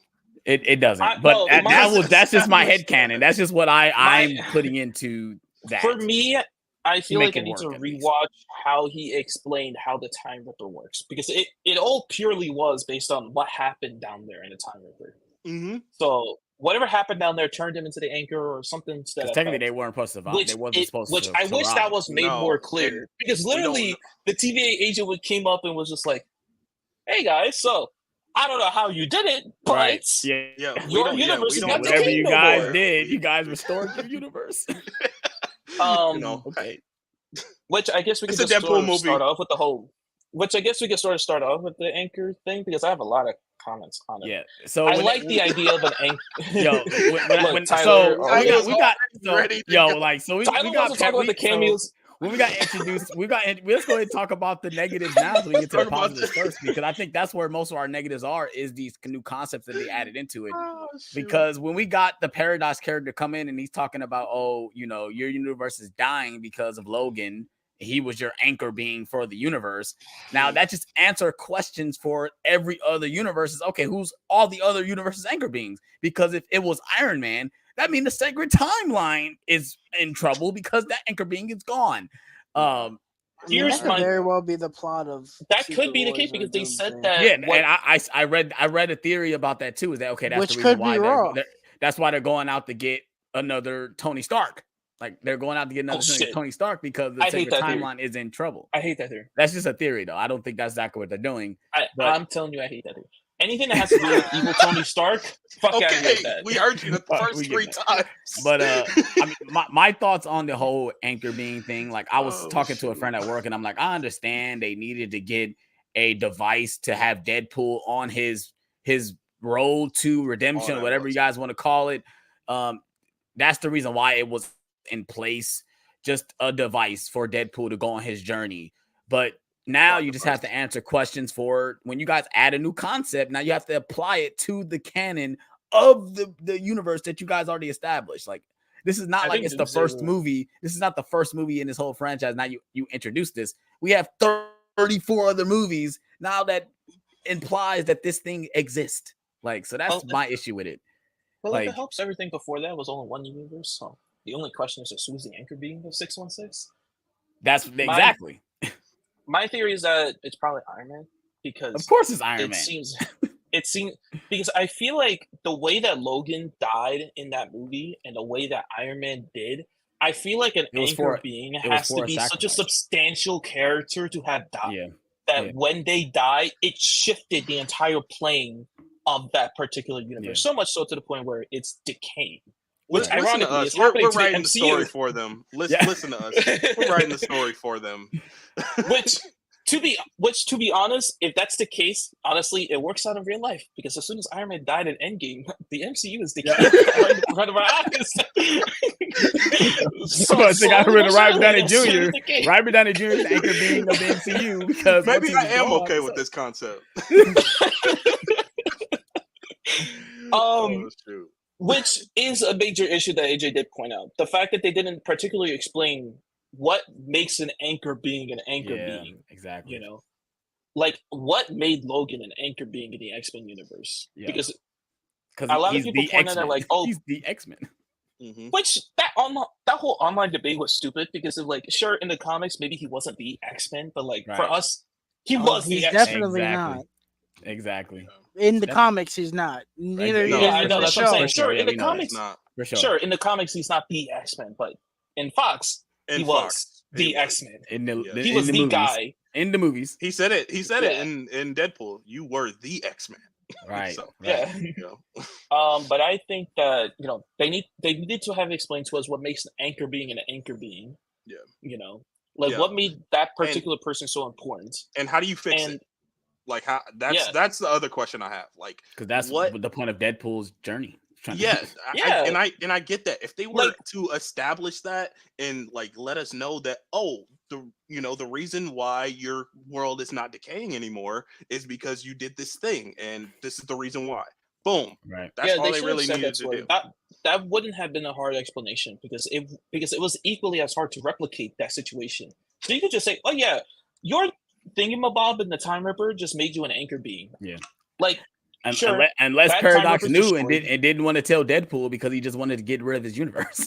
Like he didn't care. He's like, I'm not going to tell you how to fix the problem. I'm just not going to say anything. It was destroying the Time Ripper, doing whatever they did, connecting themselves into that thing that made them into an anchor being. This is all assumptions, by the way. Right. For all we know, we could be wrong. Like I said, I just made that in my head canon after watching the movie a couple of times. Honestly, what would have been a better idea, because Paradox said himself, the process of decaying the universe takes hundreds, if not thousands of years, if not thousands of years. Right. Like we're talking that long for the process to happen. So if it's going to take that long, then you can just say, you stopped your universe. I mean, you destroyed the Time Ripper. Your universe is not going to decay for quite some time. Right. And the only people who are going to be alive by then are you guys. You two. Right. And your family and friends are going to be dead by then. So like, who cares? Right. I would have been okay with them like having an ending here. Both Deadpool and Wolverine. Personally, I would have been okay. Yes. Like if they died? Yes. And because they're going to have to bring back Logan somehow with another character when we introduce the X-Men. So I think he'll be another actor. I think he's done. He's gonna be another actor in my opinion. He's gonna be doing it until he's 90. Okay, 90. I feel like that's a joke. I don't feel Kevin like Feige's gonna go to him and say, unless Disney starts milking until I say it's over. It's not over until I say it's over. Unless Disney milks more money out of the parks to give to Hugh Jackman. I mean, that's probably what they're gonna do. Kevin, Tyler, you've been very silent. Go ahead and let us know. He doesn't care. He's been on the show. Come on, now. Go ahead and let it rip, man. Bro, go ahead and let it rip, bro. Go ahead, y'all went on and on and on and on in the group chat. Gave me a headache, and I'm just letting y'all keep going until we can actually like talk about the good. I mean, this is about the movie, man. That's why I couldn't really give it a full 5 out of 5. Those little things, and of course, Cassandra Nova. I thought her motivations just wasn't like. It's just like I said, she was a cool character. I thought the actress was cool, but I just felt like they really didn't do much with her. So that's why I couldn't give it a full 5 out of 5. But everything else, I fucking loved. I like Cassandra. I liked her abilities. Yeah. And I liked what she did to these characters. Because first of all, I think she was more like a device to make the character development develop. For sure. But how they presented it, I very much liked, especially when she killed off fucking Human Torch, bro. Oh my god, Human Torch, bro. Goodness gracious, dude. That Tyler came out of fucking nowhere, bro. When that happened, we were both just jaws on the floor. No! That was a cool moment. It's a cool moment, but I thought it looked horrible to be. Oh, you thought the CGI looked terrible. I was like, I thought, bro, Alex is gonna get the joke. I thought he had the Mars Attacks eyeballs when. That's what it looked like, bro. You guys never seen Mars Attacks? Watch Mars Attacks. It's a hilarious Tim Burton movie. Well, I just made that scene for Alex 20 times funnier, bro. Because I'm telling you, when they just stand on his body. I gotta watch this movie. It's insane. Mars Attacks is insane. It looked like he had the eyeballs, bro. That's what it looked like. I was like, okay, I guess. The action in this movie was better than I thought it was gonna be. Can we talk about the opening? Can we talk about the opening credits? I was gonna get to that, but can we talk about the opening credits? But I don't think anyone expected this to be the way it was. Nope. This was the second time I watched this movie. I was turning it up like it was an NSYNC concert, bro. Because did we talk about the soundtrack? Did we talk about the soundtrack? Before. And when you said that NSYNC Bye Bye Bye was in the soundtrack, I said, that's a weird choice. All the songs were kind of random, which I did not know that a T.I. song was going to be his. But I'm not surprised because a DMX song was in the first one, so I wasn't surprised after thinking about it. All 3 of these movies have a rap song at the final battle. Right. Because even Deadpool 2 has one too. Yeah. But that opening sequence, man, with Bye Bye Bye. The funniest part about that entire song was the fact that NSYNC went back to their YouTube video, their official music video, and it said official music video of Deadpool and Wolverine. Yes, I'm just renamed it. You know what? Take the money where you can. They renamed the song, bro. If you look up the music video, the title has changed. It's an official music video. It's that on Spotify too. Oh my god! It's that on Spotify too. They milking this. They saying, they just made our song more relevant, even though the song is still fire. I think you said it too, AJ. You was like, man, I'm bumping this in my car. It was never pulling up to the theater. Which, by the way, if you're deep cut fan, you'll know that song was in X-Men 2. Which for sure, it was because he played on the radio just for a quick second, which I like that because I think that was a nod to that movie too, even though it was so quick. It kind of dates that movie. Speaking of respecting the Fox movies, can we talk about how in the beginning of the movie, Deadpool just told us that we're not going to respect Logan? Yeah. He says, how are we going to respect that? He said, we're not. No, we're not. but after that, the grave. uses his corpse, his his bone corpse to Oh. kill every single TVA guy, Which in horrific ways. Somebody said it, and I was like, "They're not gonna." Oh, no, why am I surprised that they did that? Of course they did. He that. says, "I'm not gonna give you my weapons, and I promise not to use them. But that don't mean I'm not gonna kill you guys." He says, "There's 206 bones in the human body, 207 if I'm watching Gossip Girl, which is a Blake Lively joke." Yes. And man, when it goes, he made 2 of those in this movie. Oh my god! Like, and I know we've all seen over the internet the dancing, and it's not Ryan Reynolds doing the dancing. It's not him, which it would have been amazing if it was. I'm not disappointed because I expected to be a dancer.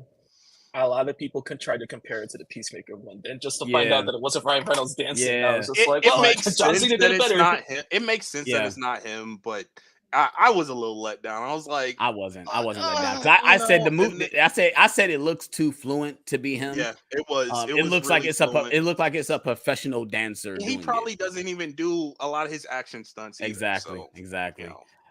But I just thought that those little sequences were hilarious. It's funny. I was watching. I'm like, I gotta screenshot these scenes, bro. I gotta keep watching because it's just so hilarious.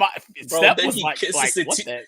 And he kisses the head of the dead TVA agent. the heart on the camera, bro. Oh man, yo, I can just go back and watch the opening credits. It's the best opening credits out of all 3 Deadpool movies for sure. But go ahead. Speaking of the TVA, I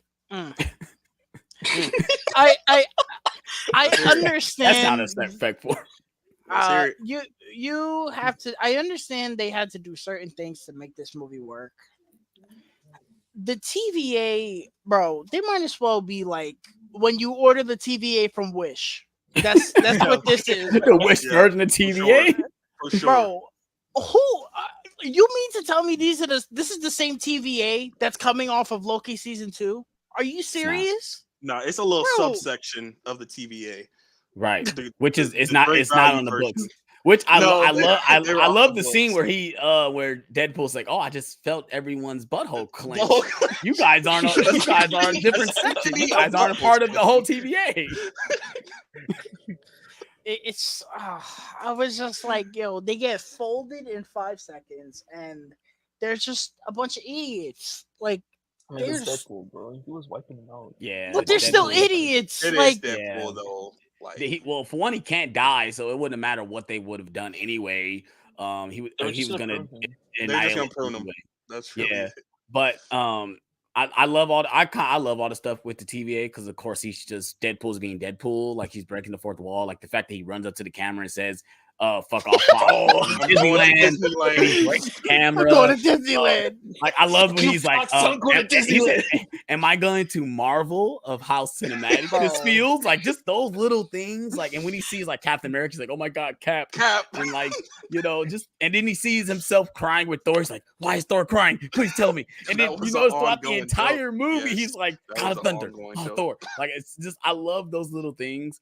And then like even the suit up moment. Oh my god, the suit up moment where it made me think of Batman Forever or Batman and Robin. That's what made me think the whole time.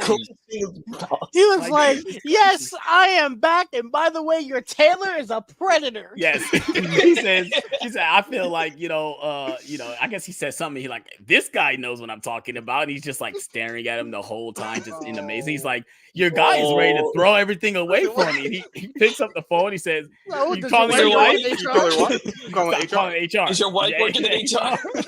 And you just see his face like he goes, like, Ryan Reynolds is a pleasure in this movie. Oh my god! You're gonna Yeller my universe. Yeller my universe. Can we talk about the suit real quick? Speaking of the suit, the suit. I love the suit. Amazing. The color pops. Yes, it's so good. I mean, you notice it in like I said, it's a small scene, but when he's sitting next to the skeleton of Wolverine, like you could just notice how vibrant. You can definitely tell it's a brand new suit. It's a Disney Virgin suit. Like, I think it's dope. I think the suit looks way better than it does before. Obviously, they got a bigger budget, so of course they could probably have better materials to work with. But I thought the suit looked fantastic. It goes to making the movie better. Yeah, for sure. Something else I really like.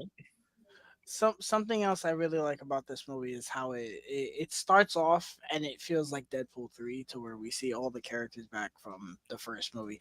I love, and it's funny that we were talking about this last week when we did the Deadpool watch along. I was like, man, I like the director's cut of the second one more because it has all the Yukio and Wade moments. Yeah. I love that they had the moments where like, hi Yukio, hi Wade. Yeah, I love yeah. it. I mean, I love it. I feel like this movie does a proper thing with pacing because we don't need time with these characters. If you guys seen the first two Deadpool movies, you already understand that he loves these people. He has great friendship with these people. I love that he calls back that the one guy with the beard, like you don't get no speaking lines because that was in Deadpool 2. I think Colossus looks. Are you improvising? Colossus? Are you improvising? Yeah, am I the only one that noticed how, even though we only saw him for like a quick second, but Colossus looks way better than he's done in the first two movies. Like he actually looks more shinier and like he doesn't look, weirdly proportioned.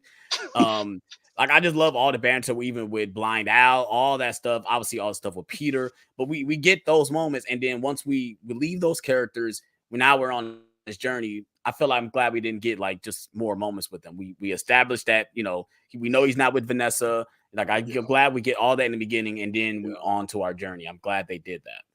I like how speaking of that scene, I like that when he was talking to Al, she mentioned cocaine. He was like, "Cocaine is off limits," and then she went off and named every single possible. Both of them did. You said you want to build a snowman? Yes, I do, but I can't. I love how later in the movie, I don't know if y'all caught it, but he said the studio said that we can't use cocaine on screen. Yeah. He emphasized that. Well, he emphasized that. Well, there's a scene where he's talking to well, at the time we don't know who it is, but it's Chris Evans. Yes, he's talking to him. He's like, "Well, we've been very good Samaritans." You talking about that scene, right? Yes, it's in that scene. Yeah, he said we can't do cocaine on screen. But let's go ahead and talk. We got to talk about this Chris sequence. Evans as Human Torch was not that awesome. has got to reveal. That has got to be the best bait and switch I've ever seen in a movie in my life. Because I was flame on. He's gonna say it. He's gonna say it. Bro, I've never like uttered holy shit so just loud the way I did in the like that is something I don't think anyone called ever. That was insane. That was insane. I was just like, what kind of R-rated Captain America he came from? Yes, because it's once I heard him swear, and I'm like, no, this is not Cap. Cap don't swear. Which I thought it would have been funny if this was. I thought it would have been funny if this was a Cap that he wasn't like the MCU one where he was swearing all the time and all that. I thought that would have been pretty funny. I love when he swears. He's like, "Oh, I'm so happy that he's swearing." Yeah. When he goes flame on, though, oh man. Chris Evans, I don't know why. I've been so accustomed to him being that good soldier Captain America that whatever he like curses or does any outlandish shit, I'm just like, oh shit. And, like it's not even the MCU. It's just like you see him in Knives Out doing all that. I'm just like, yes, for fuck, sure. Man. You eat shit. You eat shit. And I had to laugh because a lot of people were like, "Oh, they're gonna MCUify the Fantastic Four suits that were in the concept art for the new one." And I was looking at the suit and I was like, "Bro, they MCUified the original suit to where he's got the pants and the." I was like, "Oh god!" Like it didn't look bad, but it was just funny. I was like. I agree with the whole bait and switch because I ain't gonna lie. I was so surprised. I'm like, well, I wasn't surprised that he was Johnny Storm, but I thought they were really gonna pull that he was gonna be Captain America, that he wasn't going to be Johnny. So I'm like, okay, it makes sense because if he wanted to play Cap one more time, let's play it like this. Let's go ahead and do it as just a little cameo. So when he does reveal his Johnny Storm, I was grinning. I was like, what? Like, no way. Did y'all realize? Did y'all know that Chris Evans was going to be in this movie? No. Oh, okay. Me either. I stayed away from anything. Even so that final trailer when they reveal X-23, I didn't watch that one because and most people say that most people are saying, well, the people that I'm watching that they feel like that wasn't a reveal. But in the movie, they make it a reveal. It is definitely a reveal. She reveals herself in the movie as it's a surprise. So when they reveal in her trailer, I'm like, oh, I'm so glad I didn't watch that. Not saying I didn't think she was gonna be in the movie, but I was not expecting that before that trailer. I was like, maybe she's in it, maybe not. When I saw that trailer, I was like, you gotta be fucking kidding me, bro. Yeah, that's why I stayed away. I stayed I away didn't from even see the trailer. I just saw a picture. I didn't either. On Instagram. Oh, you saw a picture, Dan? I didn't watch the trailer beforehand. Okay, I didn't watch the trailer, and I saw the picture. I was like, well, I might as well watch the trailer now. Right. Yeah. It really sucks too, because like Alex said, it was painted as a reveal. It was. She like combine that with all the other characters that showed up. Yeah, she's the last one to show up. Blade, Elektra, Gambit, they all showed up. Everyone's just like, yeah. And then X-23 shows up. You get like maybe a couple of cheers. Yeah, exactly. But we knew this was gonna happen. It was like a majority vote that was just like, yeah, we know she's here. So when she showed up, she was just like, yeah, she's back. Right. But we got to talk about this scene though. We got to talk about him going through the different timelines. Yes. And seeing all the different freaking logos. And I told AJ, I was like, this is what I want the multiverse to be. Yes. This is exactly what I want the multiverse to be, where we see different versions of these characters played by the same person. That is what the multiverse should be. This was so fun. This was my favorite. Except one. This was my favorite. Yeah, but this was my favorite part of the movie that was not an action sequence. I was like, this is what they've been missing with the multiverse thing. They sold me on the song. I mean, you guys already know I love Back to the Future. Once they start playing, I'm like, oh, they know me. Like, this makes sense because he's going to different timelines. Like, oh yes. The Henry Cavill scene was hilarious because he was just like, we'll treat you better than the dumb fucks down the street. He said, the Cavalry, the legends are true. The legends are true. That is something I was like, wow. I mean, they went there. I swear, I was just laughing my ass off the entire scene. Of course, the comic accurate Wolverine.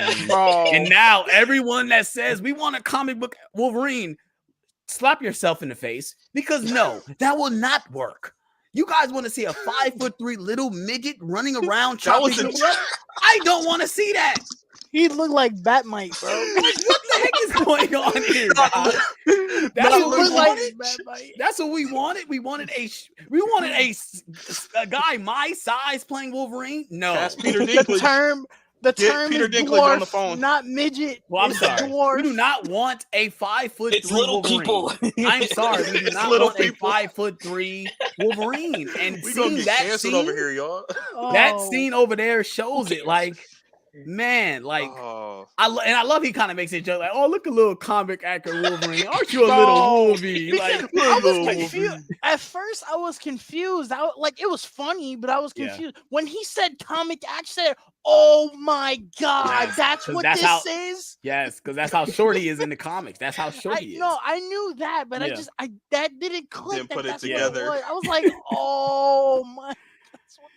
When I saw him for the first time, I was like, he looks a little different, like the hair and all that. I was just like, he looks a little different. He pops down. Bro, they had the music building up. He jumped off the stool. They had the music building up, then he jumped off the stool like, he had the most midget jump ever, bro. Think about midget jumping. That was how I wanted to run down obviously the different Wolverines. Like there was like an Age of Apocalypse Wolverine where he's like missing a hand. Obviously, we get the one with him fighting Hulk, which oh my god, that comic accurate freaking costume, guys. Oh my god, I loved it. That is comic accuracy done right. I want that. That needs to be an MCU. I need that MCU, and of course, we get the Hulk, which if in the clause, that's actually a comic cover. Yes, as cover well of the comic. But it's Mark Ruffalo's Hulk. If you guys seen the image, it's Mark Ruffalo's Hulk. That 5 seconds of the Hulk was better than anything we've had since Infinity War. Facts. Might be you speaking facts. I'm not fighting you on that. You speaking facts. How fucking sad is that? And it wasn't like even an Avengers movie. Yeah, I like that they teased it because I feel like we probably will get that some point down the I line. love we how will get that. I would love that. My audience sucked so much that I heard that the first time when me and Kevin saw, I did not hear any dialogue because my theater exploded when they saw the Hulk. The second time, you could hear a pin drop, so I heard the dialogue. I loved when he was like, "I am Marvel Jesus." Yes, you don't creature. And then he smacks him, dude. Like we get the Wolverine that's like on the crucifix of the crucifix X. That was I love. He's like, "Hey, are you all right?" Like I think Deadpool's dialogue to him like, "Hey, are you okay?" Reminded me of Man of Steel because all the skulls are in there. Yeah, man. We get like I guess he goes to Old Man Logan at one point in That time. was so good. Man, so just good. I this sequence is a highlight for me for sure. I love that they did this. Side note, when they showed that shot of him as Old Man Logan, that clicked in my head. I was like, yo, if they ever make a Red Dead Redemption movie, I need that. It looked like straight out of the game. I was like, absolutely. Sure. Yeah. Deadpool was like, yeah, you're gonna need some cocoa butter and clear that up. And of course we get the Wolverine, and then that's when we jump into the universe where we get the Wolverine we got now. And I think all the sequences with Logan as Wolverine were great. I mean, like I said in my review, I think for me, this is probably the best Wolverine we've ever gotten. Like Wolverine, not just Logan, but the best Wolverine we've ever gotten. Yeah. I mean, when they go to the void and you see him like literally crawl on all fours, like when he's launching at Deadpool, like just the crouches. To me, it was the crouches for me. Like every time he crouched, I'm like, oh my God. Like they knew exactly what they wanted to give us. Just him launching, like even when we get a quick shot of him when he's in the van, he just launches at Deadpool. I'm like, and it proves, like, oh my God. It proves that if you have you can have these characters do that and make it work. Unlike X-Men Origins when they're on like fucking wires and and he's like, like what? No, come on, like. But even when when they're in the bar and he looks at the suit, he's like, oh, those are some nice pajamas. I love it. He looked at us like that only took 20 fucking years. And then and when he comes back to TVA, if you count that, he says on your left. He says on your left. He does. He says this one does musicals as well. I guess he said this one does musicals. And he's like, he's actually wearing a costume, like he's not ashamed of being in a comic book movie. Finally, I love all this stuff, man. He was like, he said something like, the thing that's unique about this one, he could recite the entire third act of Music Man without losing a breath. I was like, oh my God. Oh man, and it is hilarious. Like I said with Paradox, man, he's like, man, you brought me this Wolverine. This is the worst Wolverine. You thought you could replace an Anchorman? Yeah. All right, so not to be a party pooper, but let's talk about Paradox. Oh, brother. Oh man. Listen, go ahead. We already said he stinks. Let's move on to Wolverine, bro. No. From the first line out of his mouth, I was like, ooh, something about that is off. Yeah. He was being a little over the top for me. And it gets like more over the top. And there's just lines where I'm like, that's bad. That's a bad line. Talking about just Paradox. No. Oh, yeah. You think there's just like there's you think you can replace an anchor being? It's like ew, I feel like they didn't know exactly where they wanted this character to go, and like as far as his like characteristics. Because like there are moments where he's like being kind of comedic, and then he's like being kind of serious at points. Like there's that point where he's talking to Pyro, in the movie, and he's like, mutants, and like he's like, oh, he was like saying something. It was like kind of comedic, and even later when he's talking to the guy, he's like, "You dribbling boob," and I'm like, like I don't know if you're supposed to be comedic. Or if you're supposed to, and I love this actor. He's a main actor in Succession, and he's in Pride and Prejudice.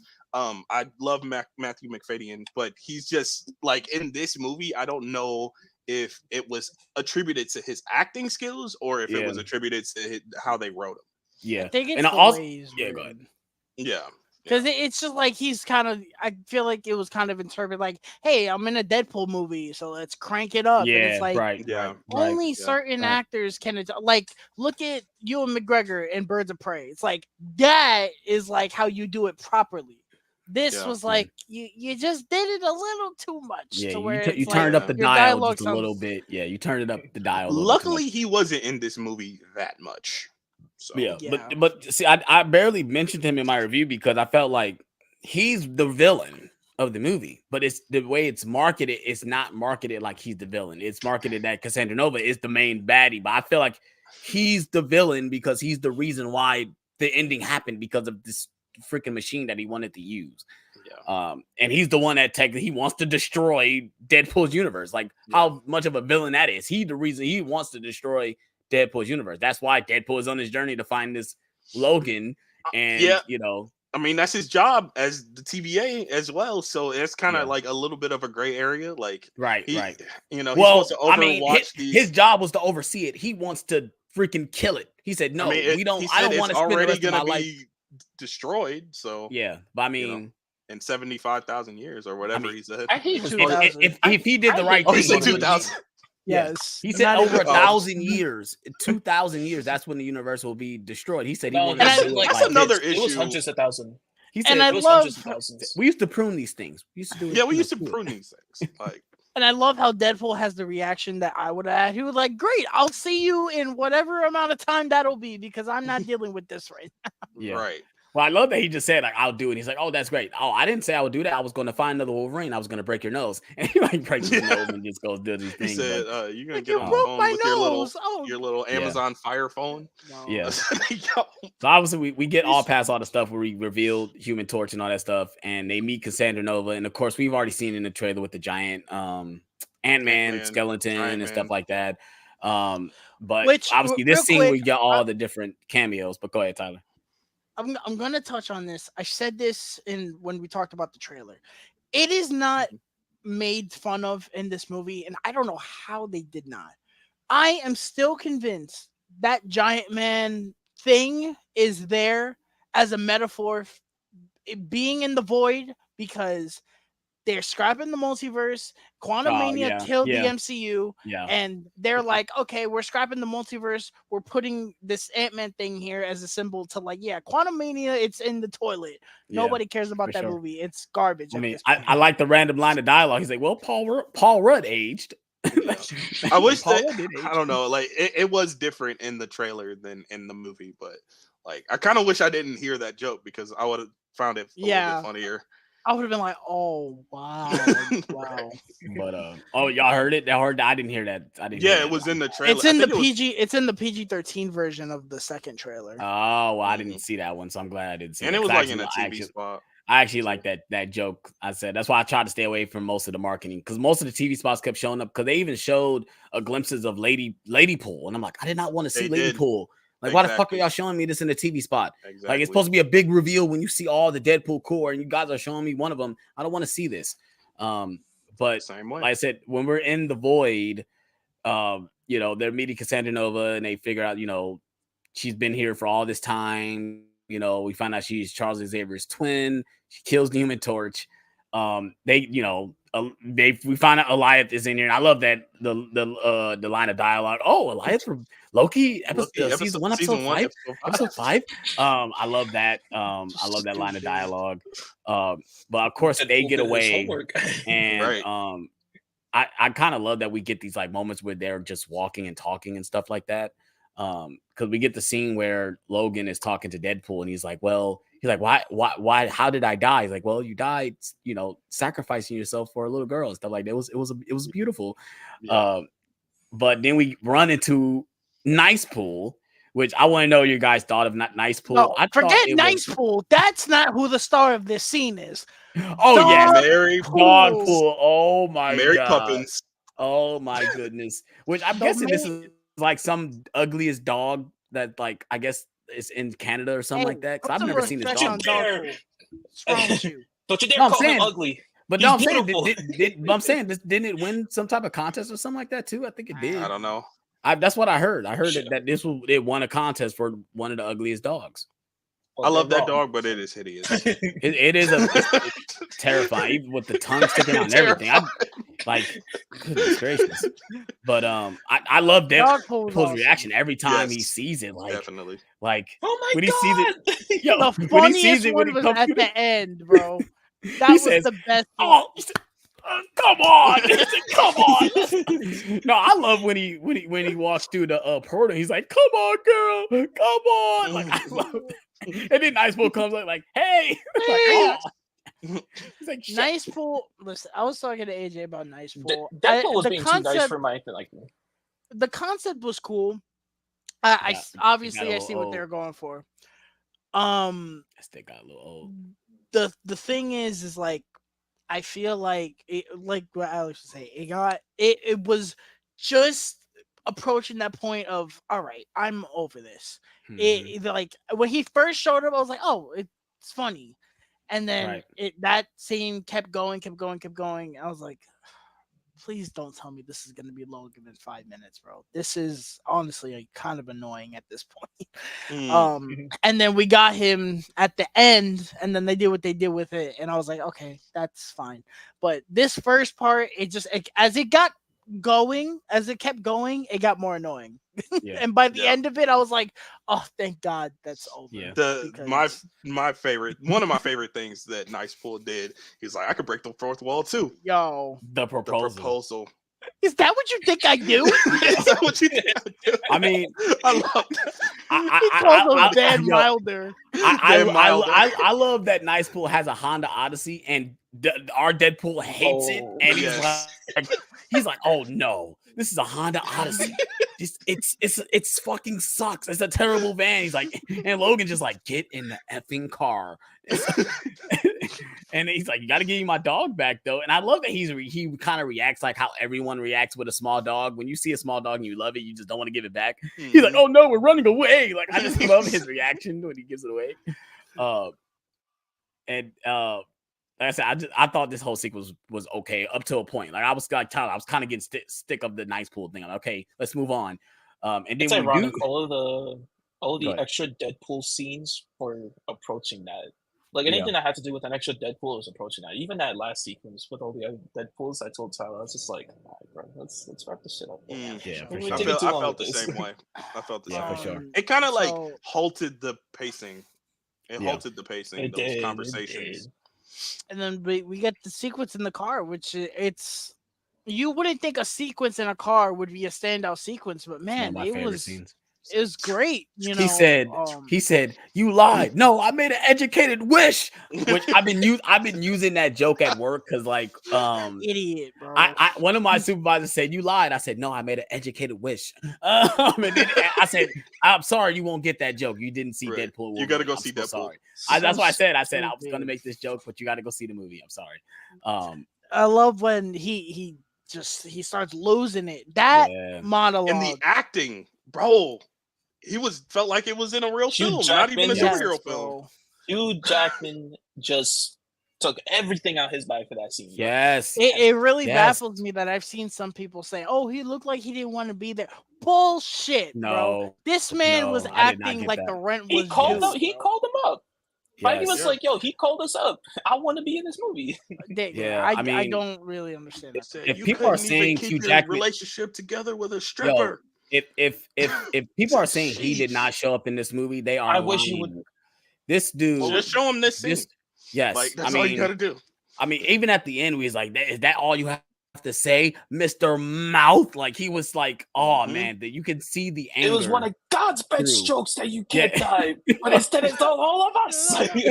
Yes, like delivery, and then it ends in a fight. I'm gonna fight you. I'm gonna fight you now. Yo, like, I love that. That was like the perfect Deadpool response to that, because I'm just like, I don't know how Deadpool of all people was going to react to that scene. Bro, but I love when he's like, give me one more word. Yeah, one word. Gubernatorial. It's so Deadpool. Oh my goodness gracious. It's so Deadpool.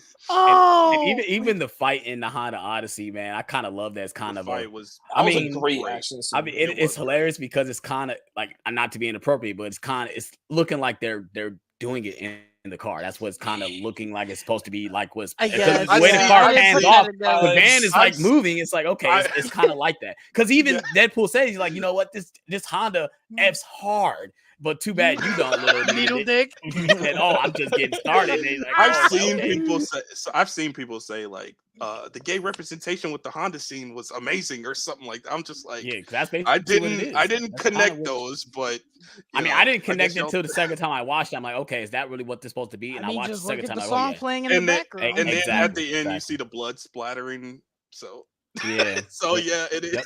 It's like Listen, like- I love, How hilarious that he was wrapped up in all the seatbelts. yeah, bro. I love the song choice. I thought it was great. yes, And I fantastic. love when he throws them out. First of all, I didn't notice it the first time. The second time, he purposely headbutts the front of the car so the airbag Yeah. goes off so he can go Yes. flying. I Yes. was like, that's hilarious. yes. Mhm. And I also love when Logan throws him out the window and he gets up and you just You see see the him? hand. Come on. Mhm. It's like, come Yeah. on, let's go. The one thing with this scene Stupid. that I didn't love. Yeah, man, I know. Here I he already know what goes. he's gonna say. I already know what he's gonna. No, I already know because I When feel the- the exact same way. When the music started and like they were bashing each other into Yeah, you the heard it. radio, You you heard it. heard The Greatest Showman. The I was Greatest Showman. like, Yeah. okay, we about to get The Greatest Yeah. Showman, and Nah. it cuts off immediately, and I'm Yeah. like, I think I they love just that. did that as a little Literally- wink. That just yeah, it was just a little That's all they wink. did. It was like the Yeah. tiniest I wink. just, and- bro, but I Mhm. heard it. I was like, oh, yes, exactly. Yeah. That's Like- exactly. And how- I think only real ones know because it was Yeah. so quick. It was so it quick was that very quick. But Yeah. this whole scene was dope. It Um, was. I and then loved obviously after this we get someone randomly steals the car, drops them off somewhere, and then this is where we get all the cameos that he like- wakes up and says, Thor. yeah. Thor. Oh man, I love that. I love that. Like throughout the entire time he's like dreaming about Thor. But I hope the next time, I hope Deadpool interacts with Thor. In Oh, he's yeah. got to. I mean, I He's hope got to I now. hope so. in Man, I hope so. one way or another, he interacts with Thor, so we can Hopefully get we the see that punchlines to this scene. joke. Well, which I don't believe that scene was actually a scene that happens in Secret Wars. I felt that was reshot footage from Dark World. In my opinion, I think that's That's reshot what I footage. thought Just- it was. just but because I how don't young- know. how Does young, look like that. How young Chris Hemsworth looked in that video, or at least in that I footage. didn't even put that together, but it Yeah, does look like it's because that. it's the scene from Dark World where he's Yes. Yeah, holding it's- Loki. it's- holding That's Loki. what it is. No, I knew it was like similar to Dark World, but then the joke kept on going during the movie, and then Yeah. even outside of the movie, they were just like, "Oh, what was Thor crying And about?" they it's said like, that's from the future. This is from the future. Shut it off. Right. You know? Well, it's a lot of different timeline. We don't know which timeline. That's the thing. Right. It could be a different timeline. It Right. could be a So, timeline we don't I know just what it hope- is. So, I just hope we find out what. I Thor could was crying I could definitely see I kind of wish them that was the make- end credit scene. I could wish definitely see them I wish making that was it the a end credit thing. scene. No, we got a better end credit scene. I don't care. Yeah, for sure. Well, we I- should have got two. Maybe we should have just got two. 'Cause we only got one. We should have got two. I could definitely see them making it a thing if they found a way to kill Deadpool. I don't know how, but Yeah. like to where he sacrifices himself somehow. I could definitely see them doing Well, that. he already did that once in Deadpool too. So I mean, but And well, and he scene kind of. was- that scene was That's the worst part of that movie. I agree. it I was agree. like 10 minutes long. I agree hate with that you. scene. I agree with you. That scene is Um, honestly terrible. in But that. this scene this next scene, we get all the cameos that, like I said, I'm so glad I stayed away from everything because I'm guessing they did announce that Jennifer Garner was in this movie. You didn't know that Jennifer I Garner did. was in it? I did not know. I stayed away from all this stuff. I So didn't when know she any. did get Well- revealed, I was like, "Oh, I'm snap, jealous. it's Elektra." And All I'm gonna say is I'm glad that we all saw this movie Thursday night at 7 p.m. yeah, Yeah. You know why? because Because they revealed him at freaking San Diego Comic-Con. Well, Yes. technically, And they tweeted it out too. Technically, that- everyone tweeted it out, bro. Everyone. And I was like, I was what are telling you doing? I was telling a coworker, I said, because she said she was looking at San Diego Comic-Con stuff, said, no, get off of there. Don't hashtag SDCC. Don't do it. Because I said that. Say they spoiled Deadpool Wolverine. They I was spoil like, it. yo, They Cody spoil- Leach was like, what the fuck is wrong with you, Yes. bro? Yeah, They couldn't even wait a headline. whole listen, weekend. I kind of get it because they had just screened the movie at that panel, so it was just like, Bro, So but those why But are okay, you Yeah, but announcing we're it on not there Twitter? though. That's what I'm saying. We're not there no, though. I get it. No, I get it for the purposes of that panel, but like, I feel like Marvel should have just known that like these fucks can't keep their mouth shut. No, nah. Yes. bro. What they should have done to be respectful is to say that Ryan Reynolds and Hugh Jackman brought out the rest of the cast of No, That's Deadpool I and it. mean, Wolverine. Discussing Film did that. Huh? DF did that. No, they Discussing Film. definitely said they said They No, said the brought out specific the name. actors that were responsible No. for every cameo in the movie. That's what they said. Well, yeah, but everyone knew walking into this movie there were going to be cameos at some point. Bro, Yes, but people then were going to show up. Deadline and Variety literally said the actors, bro. They Yeah. did. They said You Daphne can't- Variety, King, bro. Daphne King, I'm not. Wesley Snipes, I'm not Channing expecting- Tatum, all these people. There is no I'm not defending expecting this. too much out of that. This is the worst thing they could have done. This is the worst thing I've Kevin, seen how a are you public defending outlet this, do. bro? I don't. I'm I not. get it. I said I'm defending in terms of like just having joy at the panel. Like if you're mean, there, that would have been awesome to see. But yeah, Marvel, but like I said, should have also recognized that Yes. that these dumb fucks online, especially at Variety, yes, because I remember when they spoiled. I forgot what was it, Endgame or some other movie a while back, but they fucking spoiled shit. So Marvel should have recognized that. But for the purpose of that panel, that would have been awesome to be. I get that, but for someone like me, obviously, I'm not at San Diego Comic-Con. Yeah, If I'm just scrolling on Twitter and I didn't see Deadpool Wolverine Thursday, I would have been. Blown a blood. I would have been fucked. What if I had because- to work Thursday, Friday, and Saturday, and I had to go Sunday? I would have been fucked. You're toast. You're I'm toast, toast. bro. Because I'm We would already. have told you. We would have been like, get off the app. Yeah, exactly. Delete the app. Exactly.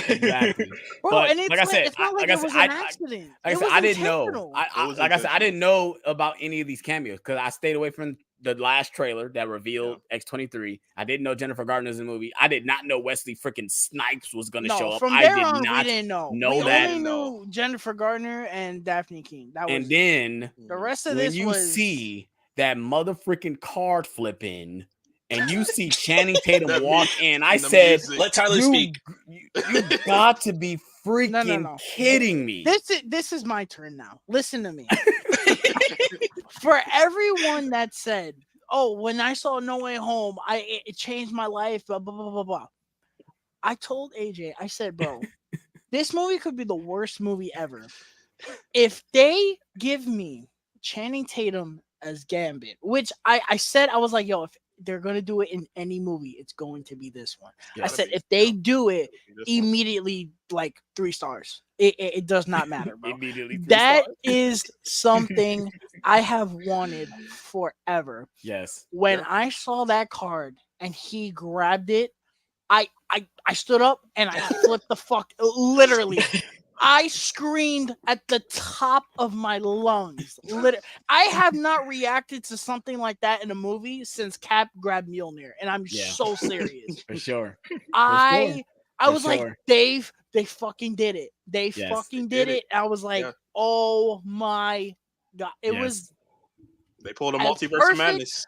as with John perfect. Krasinski. No, this clears that like times 1,000. No, I'm just saying think- it's the same type of thing. Fan casting. Well, what? No, but the it difference with this is not fan casting. He was supposed to be Gambit, yeah. and they X'd it. They X'd out the movie Yeah. because of a whole bunch of complications. Disney buying Fox, all this stuff happened. Right. So he was supposed to be Gambit, but the fact that he now is Gambit in this movie, it's like what Tyler said. It's something we've always wanted to see because he was supposed to be it. And now he finally get the opportunity to do it and be a badass at it. At that, And Yeah, it's awesome. comic, Bro. the comic accurate look, Costume, and it yes. looks amazing. yes. It's. I was like, wow. Bro. He's I got did not the think they was hair gonna pull it and off. I everything. did not think they was gonna pull it off, and they did. Bro. His action sequences, bro. Yes, his accent. Him Mm. gotta passing talk all the about the cards dialogue, bro. out and all Gotta the talk about What exploding. was your dialect coach? Yep. The minions? The minions? He says it's been a long time since I've seen Sling Blade. You know, keep me updated. What the heck are you saying? The audience is missing important exposition. Yeah. And, even the I lines was from kind of Gambit, nervous. I was kind of nervous that these characters were gonna just be played as a joke, and then when they went into battle, they would just automatically get blown up and not have any Yes. good. I'm so scenes. happy that didn't X-Force happen. again. Yes, So happy they exactly. I didn't thought do it that. was gonna be X-Force. So happy they didn't But do that. they didn't do that. I would, bro. If that would have happened, especially the Gambit, I would have been like a balloon deflating. Yeah, because this could have been a Suicide Squad moment where you see all these characters and then they just die. They just get killed as in battle. That people called it before the movie came out that was gonna happen. Right. If that would have happened to all these, I would have been sitting there like this for the rest of the movie. I mean, because like I said, even like I love the small banter between Blade and Deadpool. He's like, "Oh, I thought you was retired." He says, "Retarded." He's like, "No, I didn't say that. I'm not trying to get canceled. I'm not trying to get canceled again. I'm he says, I don't like you. Never did. Never did. That way he asks Electra like, and you are Electra, not you. Okay, like we know who that is. Is it Wonder when Woman? Wesley when Wesley Snipes said, Wesley fucking Snipes. Yes, bro. There are things that, like, again, going back to No Way Home, there are, like, everyone's like, oh, there are things in this movie I never thought I would see, and to which I'd say, well, that's bullshit because half the movie leaked before the movie came out. Right. So I expected to see that. Mm-hmm. When Wesley Snipes walked on screen, I said, holy shit. Yes. That is something I never thought would ever happen again. Exactly. Because, for those who don't know, Alex probably knows, Blade Trinity is one of the biggest clusterfucks of a film development ever. And that's the thing. I and that's what I'm saying. And maybe it's a nostalgia with me. I enjoy Blade Trinity. It's not a great movie, but I do enjoy certain aspects of it. I do. Seeing Triple H as a freaking vampire is hilarious. Like, I mean, Triple H is in the movie. And Ryan Reynolds is in the movie. And Ryan Reynolds as Hannibal King. That's his name. The Hannibal King. And Jessica Biel's in it. Yeah. She looks great in it. I forgot that Ryan Reynolds was in Blade Trinity. Yeah. And then the other day I was like, yo, that's the whole reason for that scene. Exactly. But it's just something I was like, wow.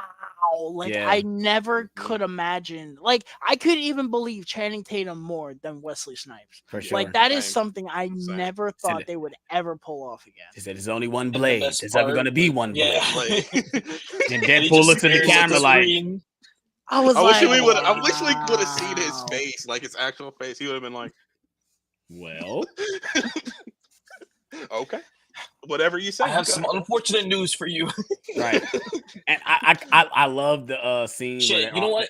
With the rate of the production of that movie, that may be a true statement. Yeah.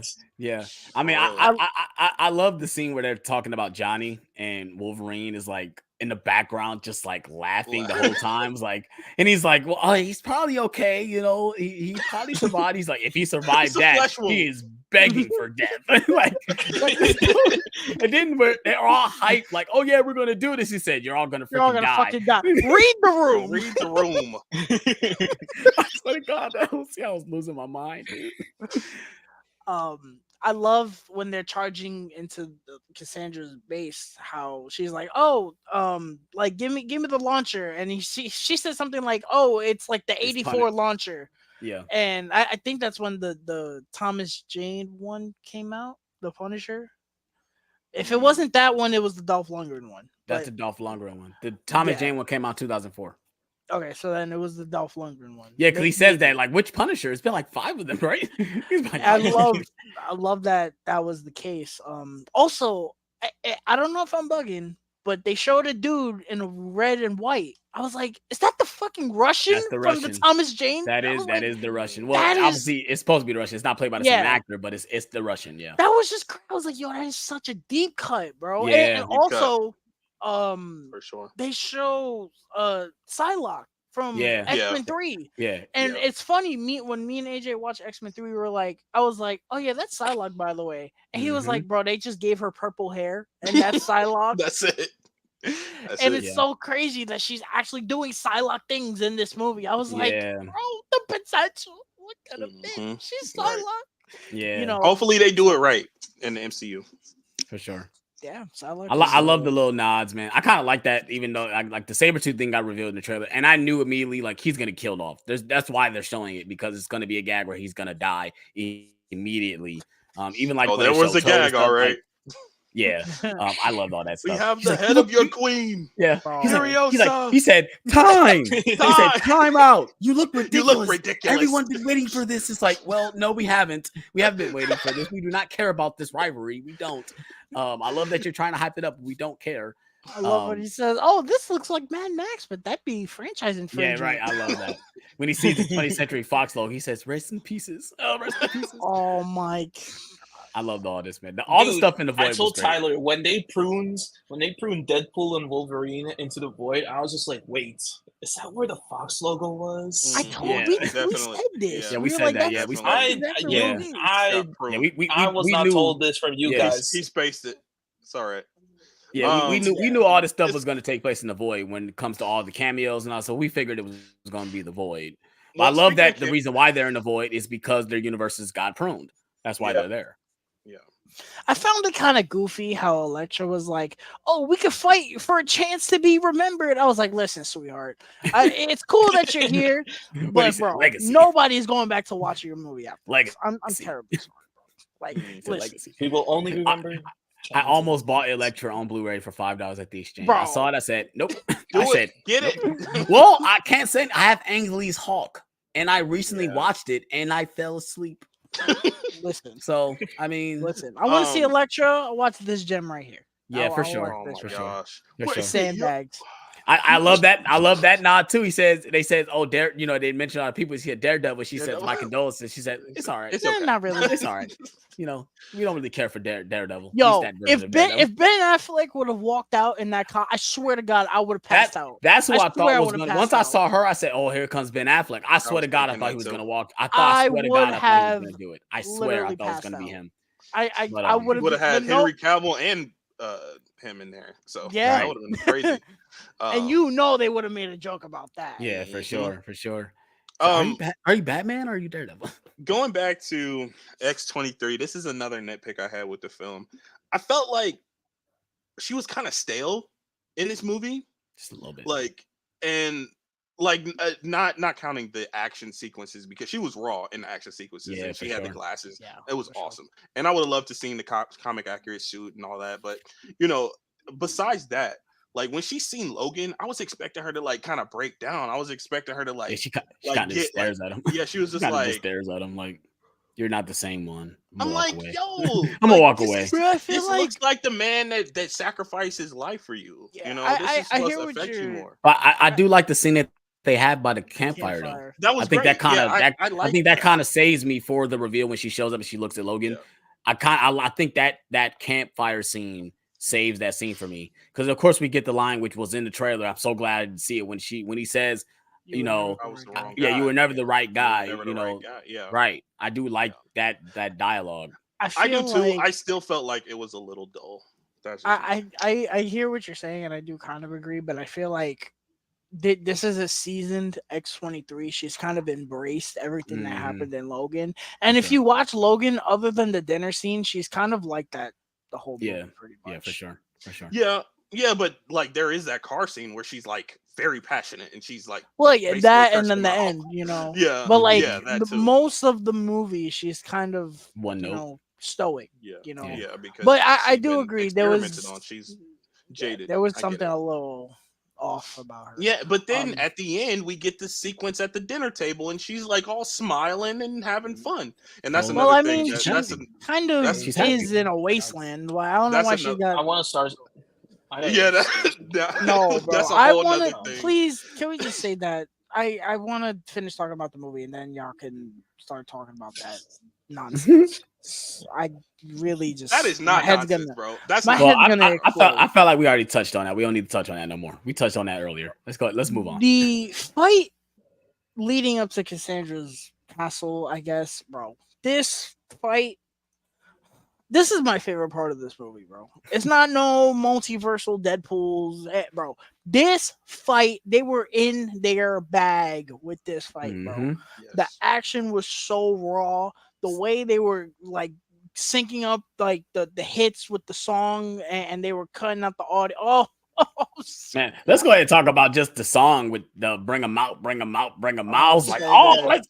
It wasn't her bring them I was out, bring them like, turning oh, up. let's go. And then just the slow mo of them all walking. Then Wolverine walks out like, yeah, I'm Yeah, he here. gets What's out up? of the That truck. in Like, IMAX, oh, bro. like, let's go. That in IMAX, bro. My eardrums was felt all like they in. were gonna Yo, explode, I bro. was all in, bro. I said, yeah, Turning this up. movie knows me. Like y'all Smiling playing from the ear to ear. hits. Y'all playing the hits. And y'all give me some badass action. Seeing Gambit wield those cards when he goes like, it just makes it into a Yes, ball. yes. I'm like, oh my god, they did it. Oh! They did it. And then he was fighting a Russian, and he makes the sword. I'm like, this is what we've wanted. Why did they give us this? He's like, you shouldn't have done that. And he just like stabs him and makes the guy explode. I'm like, oh, Yes. come on. Why did we get this? So good, bro. Made And then me wanna cry. when Blade shoots that one dude, the way it's edited is Yes. Yeah, Man, oh, so good, bro. And Electra was folding people too, which is Yeah. it's crazy Yeah. to see because her movies are tamed in PG-13. Right. Mhm. Blade, it's like, yeah, well, we've seen him. Yeah, we're mess used to with that. people up, Right. We're you used know? to Yeah, that. he had Yeah. that boomerang blade. He's- Yeah. Oh Awesome. man, Awesome. I agree. This whole action sequence was dope. I kind of got a little critique. It felt a lot shaky cam at first. I'm I like, "Damn, I agree. can't see nothing. I Like, come on, let's agree. focus on each person doing it. And then they Yeah. started doing. I said, 100%. okay, thank you. But it was Now we're the getting shot each where person doing something. Deadpool and Wolverine went in and started messing everybody up. I was Yeah. like, the hell is And going then on? they started we started seeing them. It was a more of a wider shot, and then you see Mhm. everyone started fighting. I'm like, this Yeah, is the and then you action get we an wanna see. overhead shot. I think like once you get that overhead shot, and then they start focusing on each character. That made it Yeah. a lot Bro, better. I feel bad for Yelena watching this movie because there's like 3 different superhero pose sequences, and I was like, bro, They did a superhero landing. I need Such a this on poser. my wall. I need Such this a on my poser. wall. That's how you do a bro. superhero landing. Such a But yeah. poser. Yeah, this whole scene was dope. Cause then you get the shot of them when they run up into Cassandra's lair. Then Yes, they show bro. all of them like just Holding it posing. down. And I can't think of the line that Blade says, but it's a line that he said previously. They all trying to ice yeah, skate like up. they all trying to ice skate uphill. I'm like, oh my god, they had to throw this line in there because that's like in one Yes. of the Blade movies. Mhm. But I thought and I kind of love that we still cut back and see them still fighting. Like they're still fighting as they're inside Cassandra lair. And then like there's another scene where Hugh Jackman is acting his ass off when Cassandra is about to die, and he just goes off like, man, Charles would have fucking rip a hole through the universe to save you. And I'm like, yeah, look at Hugh Jackman he would have. acting his ass off. Like he is destroying this dialogue, and I loved every single minute of it. He's like, I'm an X-Man, and I know if Charles would not let me stand here and watch you die. I'm like, oh my god, like bro, like dude. I loved all this. Also, X-23 demolishes Juggernaut. Yes, Like, demolishes Juggernaut. His heels, bro. Yo, oh my! When that happened, I said, his heels, bro. Oh my That god! This When movie- they ripped off his Achilles, and yes, shit, oh my like, god. I was just like, Horrible way to die. Oh man, the meme. oh man. Yeah. I was waiting him to say, AJ. I'm the Juggernaut. That wasn't even my I kind of wish Yes, he I would have was said waiting that. I for him kind of to wish say he would that have said too. that, but he didn't say it. Oh man, but I This just seems like even he in that movie was trying to like legit act.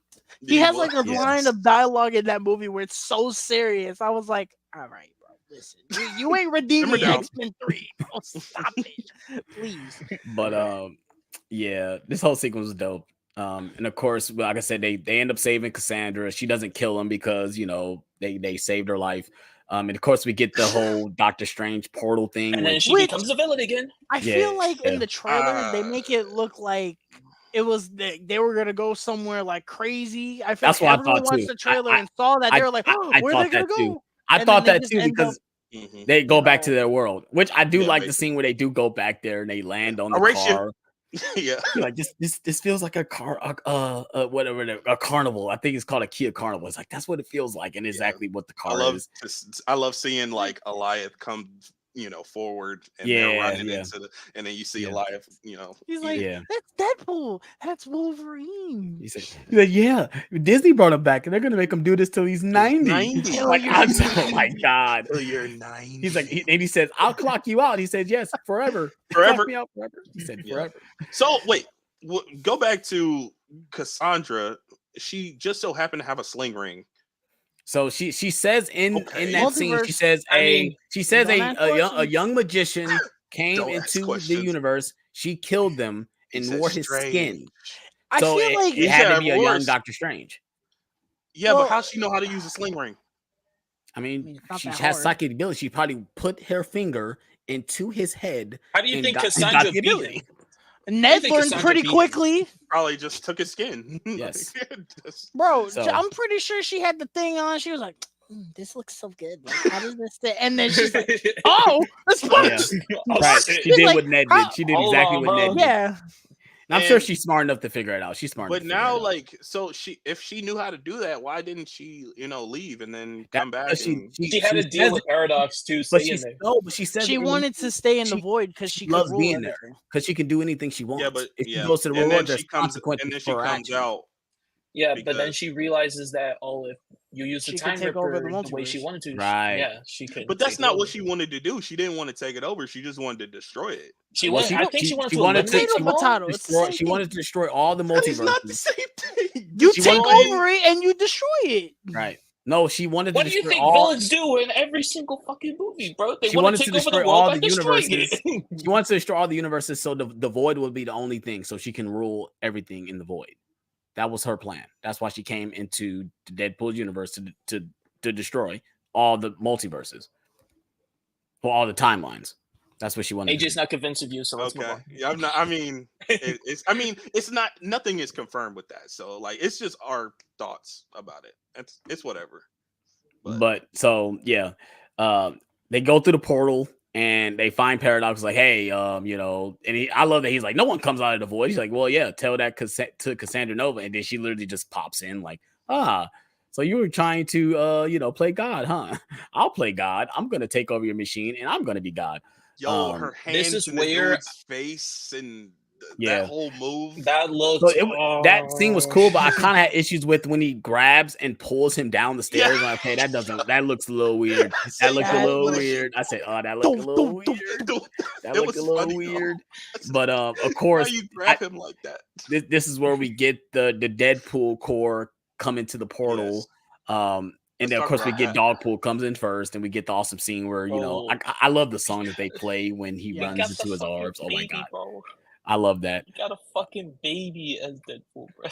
Yeah, baby Deadpool. You see Lady Deadpool, and I've looked in to see who plays all the voices of the Deadpools. Matthew McConaughey is one of the voices. What? Matthew Wow. McConaughey is Which Cowboy one? Deadpool. Cowboy Deadpool. Of course. Yeah, I forgot who's the other Deadpools, but I Like, remember White someone Lady saying that Deadpool. one. It's some other actors too, some known actors that are playing the other one. Kid Deadpool is one of their kids. Someone's kid. Yeah, and Yeah, I the think baby Deadpool is one of their kids Their too. kids, too. Is their I think it's youngest. just. I think the baby Deadpool is pretty much all CGI. These are the So voice. they probably yeah, just yeah, use sound yeah. bites. They just use sound, yeah, for sure.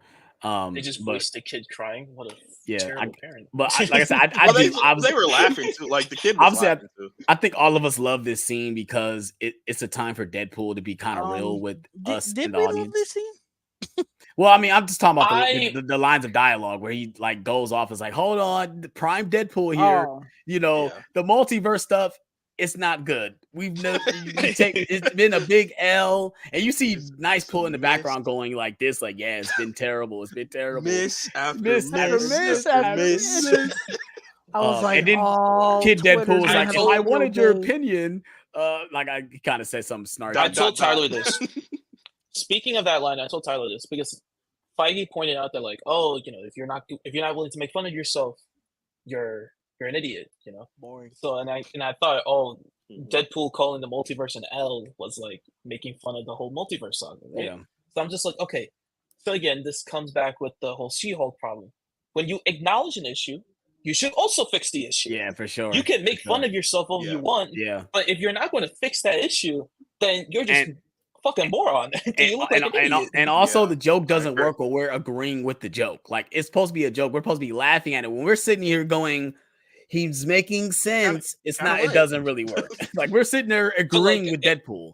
Like If they fix the multiverse, this is definitely a good joke. But if they don't Right. fix it, then it's just Right. like, well, you just made fun of yourself just being a fucking moron. Right. Like, right, okay.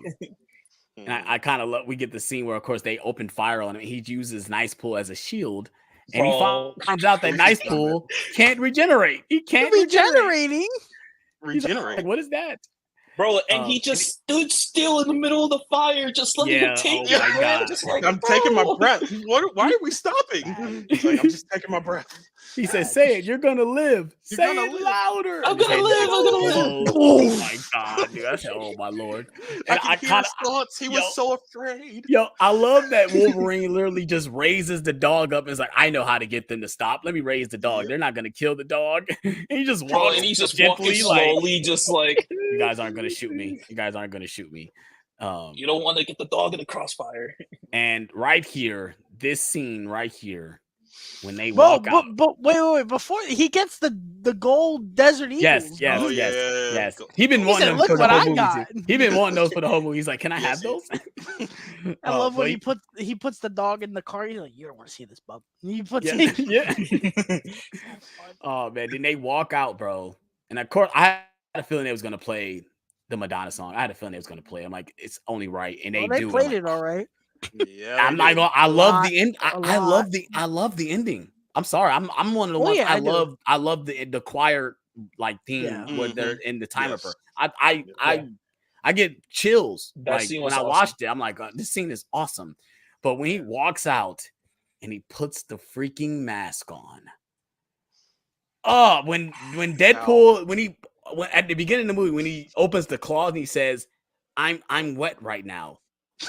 When he puts that mask on, I'm like, oh my God, Deadpool, I know exactly how you feel in the beginning of this movie. Because man, this is what we wanted our entire lives to see him with this mask on. And I love that he makes a joke, was like, also, I guess you saved the best for last, huh? He's like, yeah, only for killing. My only gripe is I don't think the white eyes really work.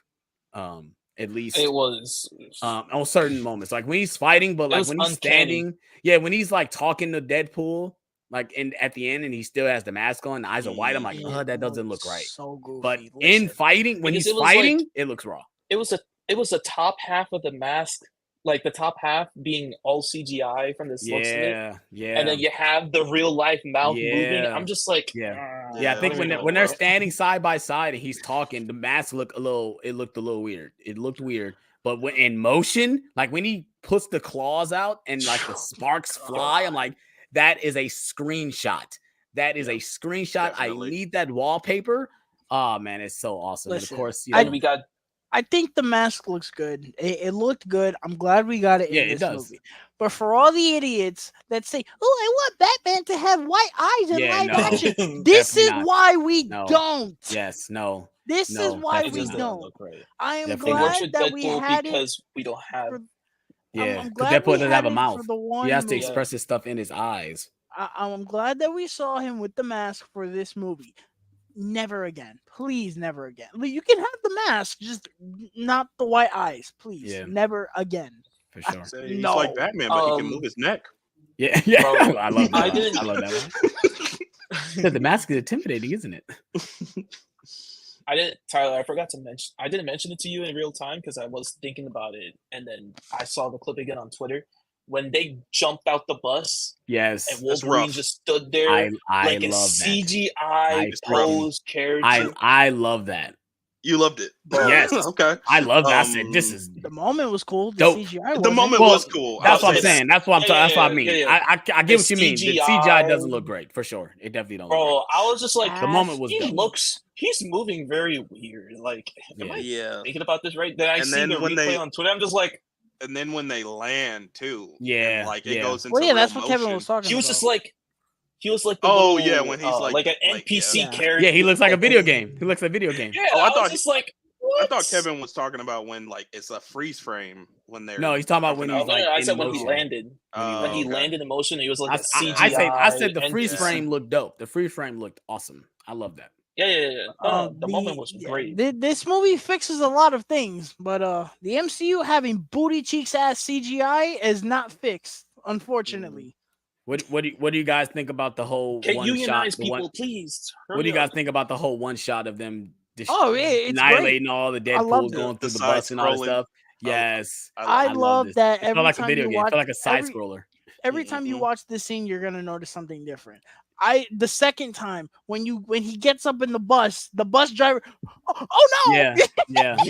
I noticed that the first time, bro. I was just like, I noticed I was just Deadpool was like pole dancing on the side, like he was doing like a little pose on the side as he's shooting guys. I'm like, look at this. This is hilarious. The I love Deadpool trying to when- get out of the Come here. sky. Yeah, he's like, come here. the roof. I love when they push them aside and then you just see all the body parts flying across the screen.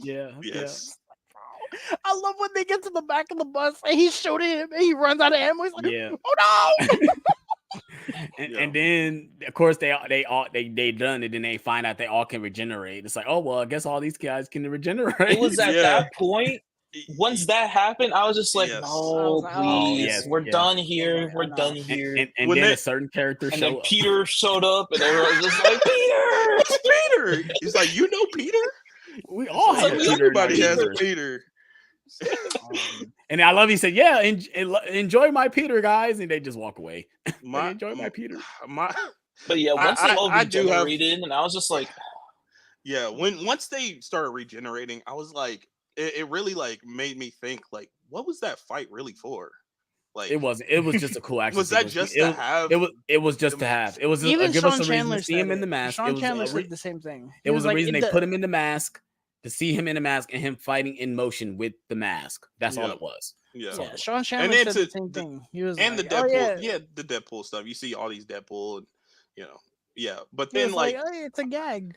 yeah, That's I was exactly just what it thinking is. like, That's what it was. why are they trying to fight them? Number one, and then Peter. That's why you stop. Okay, let's. They all love Peter, man. Oh, it Everyone didn't loves even Peter. fit the suit that he was. Oh my god, stomach dude! poking out. And you see his package. You see his package sticking out too. I'm like, goodness gracious! And it's funny because B-15 like stares at him, and you know why she's staring at him is for that reason. Because he's like, oh my god, you look so great in the suit. I'm like, he's not. He doesn't look that great, but we know why you're looking at him. But yeah, he's her type, I guess. Right. Yeah, he had the chain. He got the chain. But of course, we get the scene where they go down into the That's little all time. part of the trick. They go down to the Time Ripper, and Wolverine's like, I need to go in there. I need to do this. You need to stay here with your friends. And of course, Deadpool says, no, I'm going in there. And of course, it's all I love they try to do by 1 second. It's always by 1 second. And of course, we get the awesome scene with them doing it together. And there's a callback earlier when he says, "Oh, Wolverine let himself go since the divorce," which Hugh Jackman just had a divorce. So of course, I'm so surprised they allowed him to say that line in this movie. I'm surprised that they allowed them to say a lot of things in this. Yeah, for sure. But no, but that was that's a little poke to the heart right there. But like, wow. That is true. When Wolverine he's okay with it, busts open his shirt and his abs, oh my goodness. The abs, greased bro. up tits away. Bro, the abs, I would pay man. literal money to look like that if I was. Oh my god, bro! Like, oh my goodness. And I love that Deadpool just looks like, oh my god. He does give a little glance. What the heck? Oh, him walking out with that mask, shirtless. Yes, gold, straight gold. Without saying anything specific, that was everything I've ever gold. needed in life. I mean, it's when everyone is looking. Everyone is looking. Yo, even that other IT guy, bro. Yeah, bro. Yes. Damn. He throws the mask at him. He's like, Yeah. I know what I'm doing with this tonight. Yeah, but popcorn bucket. I love this whole sequence though. Even with them, with obviously you had the song playing in the background. You had them like basically like going, basically dying.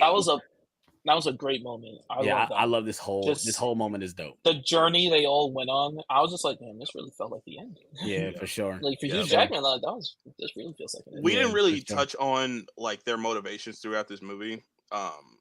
I really loved And we didn't talk about Happy either, but I really loved the whole. Oh yeah, Happy I really was a loved the cameo whole too, which I thing. did not expect him to be in this movie either. Me either. I really love the whole thing with Wade, where he's like, I just want to matter. Like, I want to like make a difference. Hey, Tyler talked to what's your superpower? Parallel parking? Bro, Right. they gave him Sam Witwicky's arc from Dark of the Moon. Bro. It gave him I just Sam want to Witwicky's matter. arc. Yes, I just want to matter.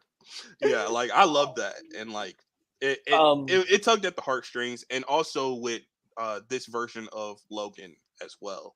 Like he let his people down, and the first time I watched this movie, I missed the entire story. Like when he's sitting there at the campfire with X-23, I missed that whole thing somehow. The second time I watched it, I was like, I love this. Like I love how he's just like this broken character, and he's this alcoholic that messed up. He missed his opportunity to save his people, and he didn't. And that's why he never wanted to wear the suit, and they were trying to get him to wear the suit, and after they were gone, he's wearing this suit as a remembrance of them. Right. I love that stuff. I mean, that was the emotional stuff that really worked for me in the movie. For sure. I was very confused on the whole Happy scene, because they signified to us that this was Earth 616, where Deadpool was having this conversation with Happy. Right. Yeah. And then afterwards, they signaled Earth number whatever it was 1055 for the regular Fox 10005.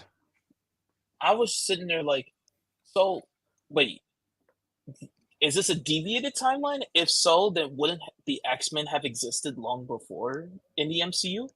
Like, wouldn't they have already existed in the MCU, or did they? Or is Deadpool the only one who deviated? My assumption was that he used Cable's time thing and went to that universe or went to that timeline, because what we're thinking about universes, they do it by timelines. So he went to the sacred timeline. That's what he went to talk to Happy. Then he went back to his timeline because that's where he lives. Like, I guess so. Hey, I suppose I don't know how that works. But then I guess Deadpool just abandoned his old timeline from Deadpool's 1 and 2. He did to have that conversation with Happy. Hey, and then that's exactly what he did. No. I'm saying that when he did that time traveling stuff at the end of Deadpool 2, like he. Well, technically, he did because he went. He killed the Deadpool from the previous movie. Not even that. So that's what I'm saying. Not even that. He killed himself. He killed Ryan Reynolds in another universe, in another timeline. Yes. Like, that's not a Fox timeline. That's a real world timeline. That's an anchor being. That universe is dead. Yeah. Yeah, exactly. But it's a lot of stuff that they didn't really like sit down and tell us. So we just kind of have to assume. We just have to go with it. I mean, it's a Deadpool. Yeah, we have to go with it. It's a Deadpool movie. Yeah, that's what I'm saying. That's a little gripe that like it was a pure Deadpool movie, but they fit so much MCU lore into it, where it's just like, so it was like you didn't want to explain it because it's a Deadpool movie, right? Like, exactly. Like, it's a Deadpool movie, so you can't explain further on that. But then because of that, it's just like, why bother explaining it? Like, anchor being would have been a cool concept, but like Deadpool just did not have the time or care to even properly book it on that. The one thing I love that this was kind of a love letter to that Fox era. Like, of course, we get the end credits where we see all the bloopers from all the other different the second X-Men time movies. They show Fantastic. Like, even though they show Fantastic, which I don't understand, which they didn't even show New Mutants, which I don't understand, but which I'm surprised there's no joke in New Mutants. Which they didn't show Blade, did they? No, they did show Blade. They show Blade. I didn't see Blade. I think they show Blade. I think so. I want to watch it again. Because to me, when I first saw those end credits, I was like, wow. I'm like, I'm so happy to be alive to be on that journey to get to this point. Like, it's so crazy to talk to, kids and be like, if they see this movie and they haven't seen any of these movies and they see these bloopers, I'm like, well, this is from a time when I was a kid watching the movie. This was the Marvel universe that I grew up with. I remember watching these movies for the first time. I remember watching those Fantastic Four movies. I remember watching those Blade movies, If they had done something like this for No Way Home, I think AJ would have been devastated. Y'all would have been able to get me out of those seats, man, bro. Me too, bro. I agree with you. Trust me. Those Spider-Man movies are embedded in my heart. Like, trust me, when I see that Columbia symbol and I hear the theme, Yes. I Right. get the feels every single time. It don't even Yes. matter what moment I am. I can be sitting in a room I could be sitting in another room and I hear it. I know You're running. Spider-Man. Are you seeing the memes where you playing a Tom song Cruise. and you go, yeah, that's me every time I hear it. Yeah, that chime right when it starts. I'm like, oh yeah, Spider-Man. Let's go. But yeah, I mean, I love that this was a love letter. Seeing a young Hugh Jackman talking about him playing Wolverine for the first time, seeing Ryan Reynolds talk about I always wanted to play Deadpool and now he's playing Deadpool. You know, it's insane that we've gotten this era of Fox movies mixed in, like, you know, Daredevil, Elektra. You know, if you wanted to count like the Hulk movies, like all the stuff in the early 2000s to get to this point, it's insane. You know, so cap to Deadpool Wolverine for at least acknowledging that stuff. So, do you guys want to? We got one more thing to talk about. The end credit scene. Let's talk about the post credit scene. Oh, I love it. I love it. It was amazing. I love it. I love it. The way you didn't like the post credit scene. It was goofy, bro. It was goofy. I didn't find it funny. Boo! Bro, he was just, I didn't find it bro, funny. the whole movie, everyone blamed him. I mean, y'all. Chris I mean, Evans' y'all know, dad. y'all know me. Y'all know me. So I You're didn't boring, blame. That's what we know. I actually was with Deadpool throughout the entire thing because I actually do believe he said all those things just by the way Johnny was acting. When he's like, I never said. I said, you're lying because you're one, you're stuttering, you're lying immediately, and also I never said any of those things. Also, you hear I Wolverine. don't even know what they mean. You hear Wolverine say right before he's about to say something. He says, "Now just shut up," because he already knew he's about to say everything he said because he knew it was going to get him killed. He knew immediately. He said, hold on, don't say nothing, Wade, don't say nothing. And he just started going crazy. And you see Hugh Jackman's face the entire time, like, oh my God, you're about to get him killed. It's over. And what happens? He dies. I love it. I kill him whether it was true or not anyway. For sure. Yes. But I love when he starts rambling and he sees the camera. He's like, oh. Go on. And then he's like, gotcha, Deadpool was just like, motherfucker. Gotcha, motherfucker. I hate these vile rumors that I got Human Torch killed. Yeah. Let's look back at the footage. Some of those things I've never heard in my life. Got you, fuckface. He said like cinnamon something. Cinnamon roll. You can lick my cinnamon roll. But like, what?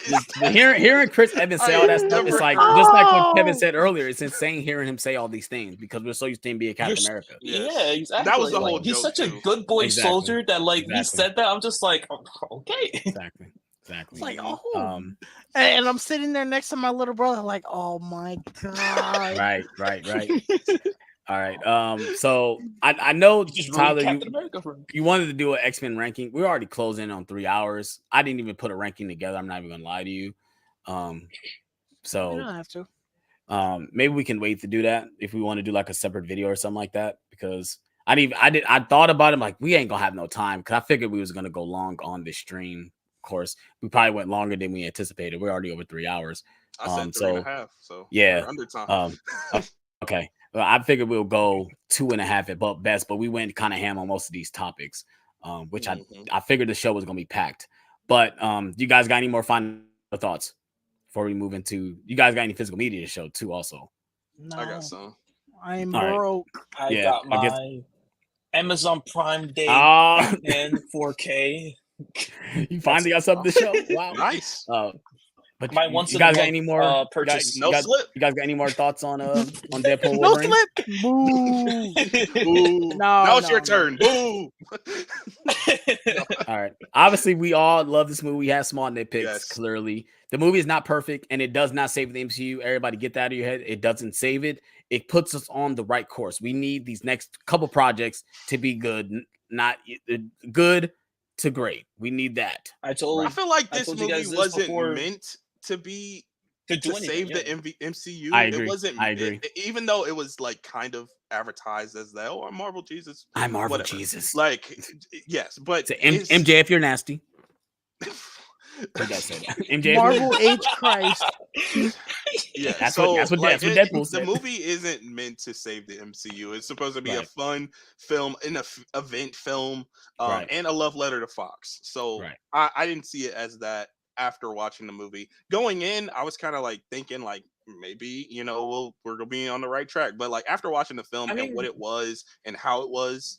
Like, it's not meant to be that. We got to see these other projects. I mean, you give me Deadpool killing the TVA while listening to Bye Bye Bye and also doing the dance moves, you sold me. I was in.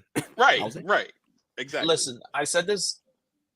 This was the perfect movie to put in a year like this. This year, Yes. I told you guys, Yes. like True. last year, I agree. this was like a pseudo break for the MCU. Yes. And To it's, kind of it's reset, definitely warranted. focus, and we're done. Yes. You know, Echo is not doing anything to the grander scheme. Agatha is certainly not doing anything to the grander scheme. And this movie clearly did not. So this was a good way to entertain us for this year while the MCU kind of figures itself out, and hopefully come next year they'll hit the brakes running with what is it, Brave New World that we got Captain next? America, yeah. So hopefully I mean, starts to Echo, introduced Kingpin. Okay, for the grander scheme of the MCU, that's what I said. For the multiverse stuff. I mean, that's part of for the movie. grander scheme. I mean, it With developed Street Daredevil. Level. Daredevil. The street level. Is that not great? We're talking Sorry. about we're talking about the multiverse, the Me Secret too. Wars. We're talking about that stuff. We're talking about Secret Wars and stuff like that. What? Y'all can listen, bro. Y'all can say, "Oh, Street Level does nothing, bro." Street Level. I'm more interested in Street Level than anything going on right now. For sure. Telling me Daredevil, Spider-Man, Kingpin, all these guys are gonna be together. I'm so ready for Daredevil. I'm so ready for Daredevil. That intrigues me more than all this crap. And Echo, we're gonna bring more terror to New York City, man. More terror to New York City, Queens. What did you say about Echo? I was just saying Echo. I don't think Echo was as bad as we thought it was going to be. Oh no. Oh no, it wasn't. I didn't say it was bad. I'm just saying it didn't really do much. Let's go and get into our final topic: physical media. Kevin, show the one Batman. Show it again. Again? Yeah. Show it again. Hey. My monthly purchase. That's it. Maybe next month you'll see me with something. Oh shoot. I guess I'll go. Or Alex, you got some? Nope. Oh, okay. Yeah, I guess I'll go then. So I picked up The Wedding Singer, starring Adam Sandler and Drew Barrymore. One of Stacey's favorite movies of all time. So I'm surprised we didn't own that. Oh, nice. That in a 3-pack. Then A Knight's Tale. I saw this movie in middle school. Middle school or high school. They showed it in school, and Heath Ledger. It has Heath Ledger in it. So, and I enjoyed that movie when I saw it. I've been looking for this movie for some years with a slip, and I found it. Fury. Nice. Very good David Ayer film. And I'm excited to watch it again on 4K. You didn't own that movie?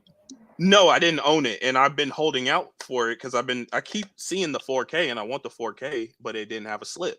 Found it with a slip. So nice. And then last I picked up The Meg on 4K Steelbook. It was $10. Nice. So that just came out too. Somebody literally just stealing those Walmart Steelbooks and just freaking selling the just replay at this point. Because I mean, goodness gracious, you just keep finding those there for cheap. They're a trooper because shit, Walmart ain't gonna put them on the damn shelf. Nope. But yeah, I did see a Saw X Steelbook at Walmart the other day. I did too. I did see one. I was like, I want that.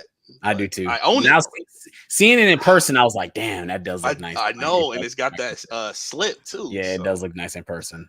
But yeah, so that does it for today's stream. Tyler, because you didn't have nothing to show, right? You said nothing to show.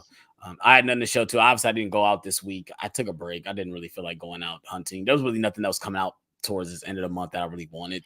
Yeah, like I said, we did have the Criterion, so I ended up not getting nothing for the Criterion sale. Maybe, obviously, I'm getting married, so I couldn't really spend that much money I want to. So maybe in November, I'll buy some stuff in November. But yeah, so that ends the stream. Hope you guys enjoyed the stream. If you guys are new to the Nerd Talk channel, please hit that like button. Please subscribe. We're trying to hit to 200 subscribers. We're almost there. We need 15 or 16 more to get to 200. Let's get us there. Do you guys got any more updates on your channels or other platforms? So for me, I put a spoiler-free review of Deadpool Wolverine. Go check that out. I was going to review the Acolyte, and then I proceeded to try typing and just deleted the document entirely because I just was like, I just don't care about this at all. So that happened. But I'm gonna review M. Night Shyamalan's new movie Trap this weekend. I'm going to go see that. I'm very excited for that. In terms of stuff from us, keep running up the views on the Piranha OVR, man. That y'all killed it with that. For real. So thank you for that. Our slate for the month of August, which is going to be very light because it's a very light month, but that slate will be up tomorrow. We got some fun watch alongs. Another OVR indeed will be up. So yeah, look forward to that. Yeah. Also on our Instagram, we've been, posting movie news, our scores for different movies like Deadpool, Wolverine, and all these movies. So we'll probably have one out for Trap soon. As far as my page and my channel, I've been trying to, amp up the content on all my social media. I also have a TikTok. So Instagram, TikTok, YouTube, AJ Reacts 2. I've been trying to amp up everything on there, trying to get things, out on Nerd Talk, the channel, and also the Instagram page. So also Nerd Talk has an Instagram or a TikTok as well. So catch us on there. Cool. I don't have any updates. Like I said, most likely another Blue Hound video probably be coming out next week. We'll see.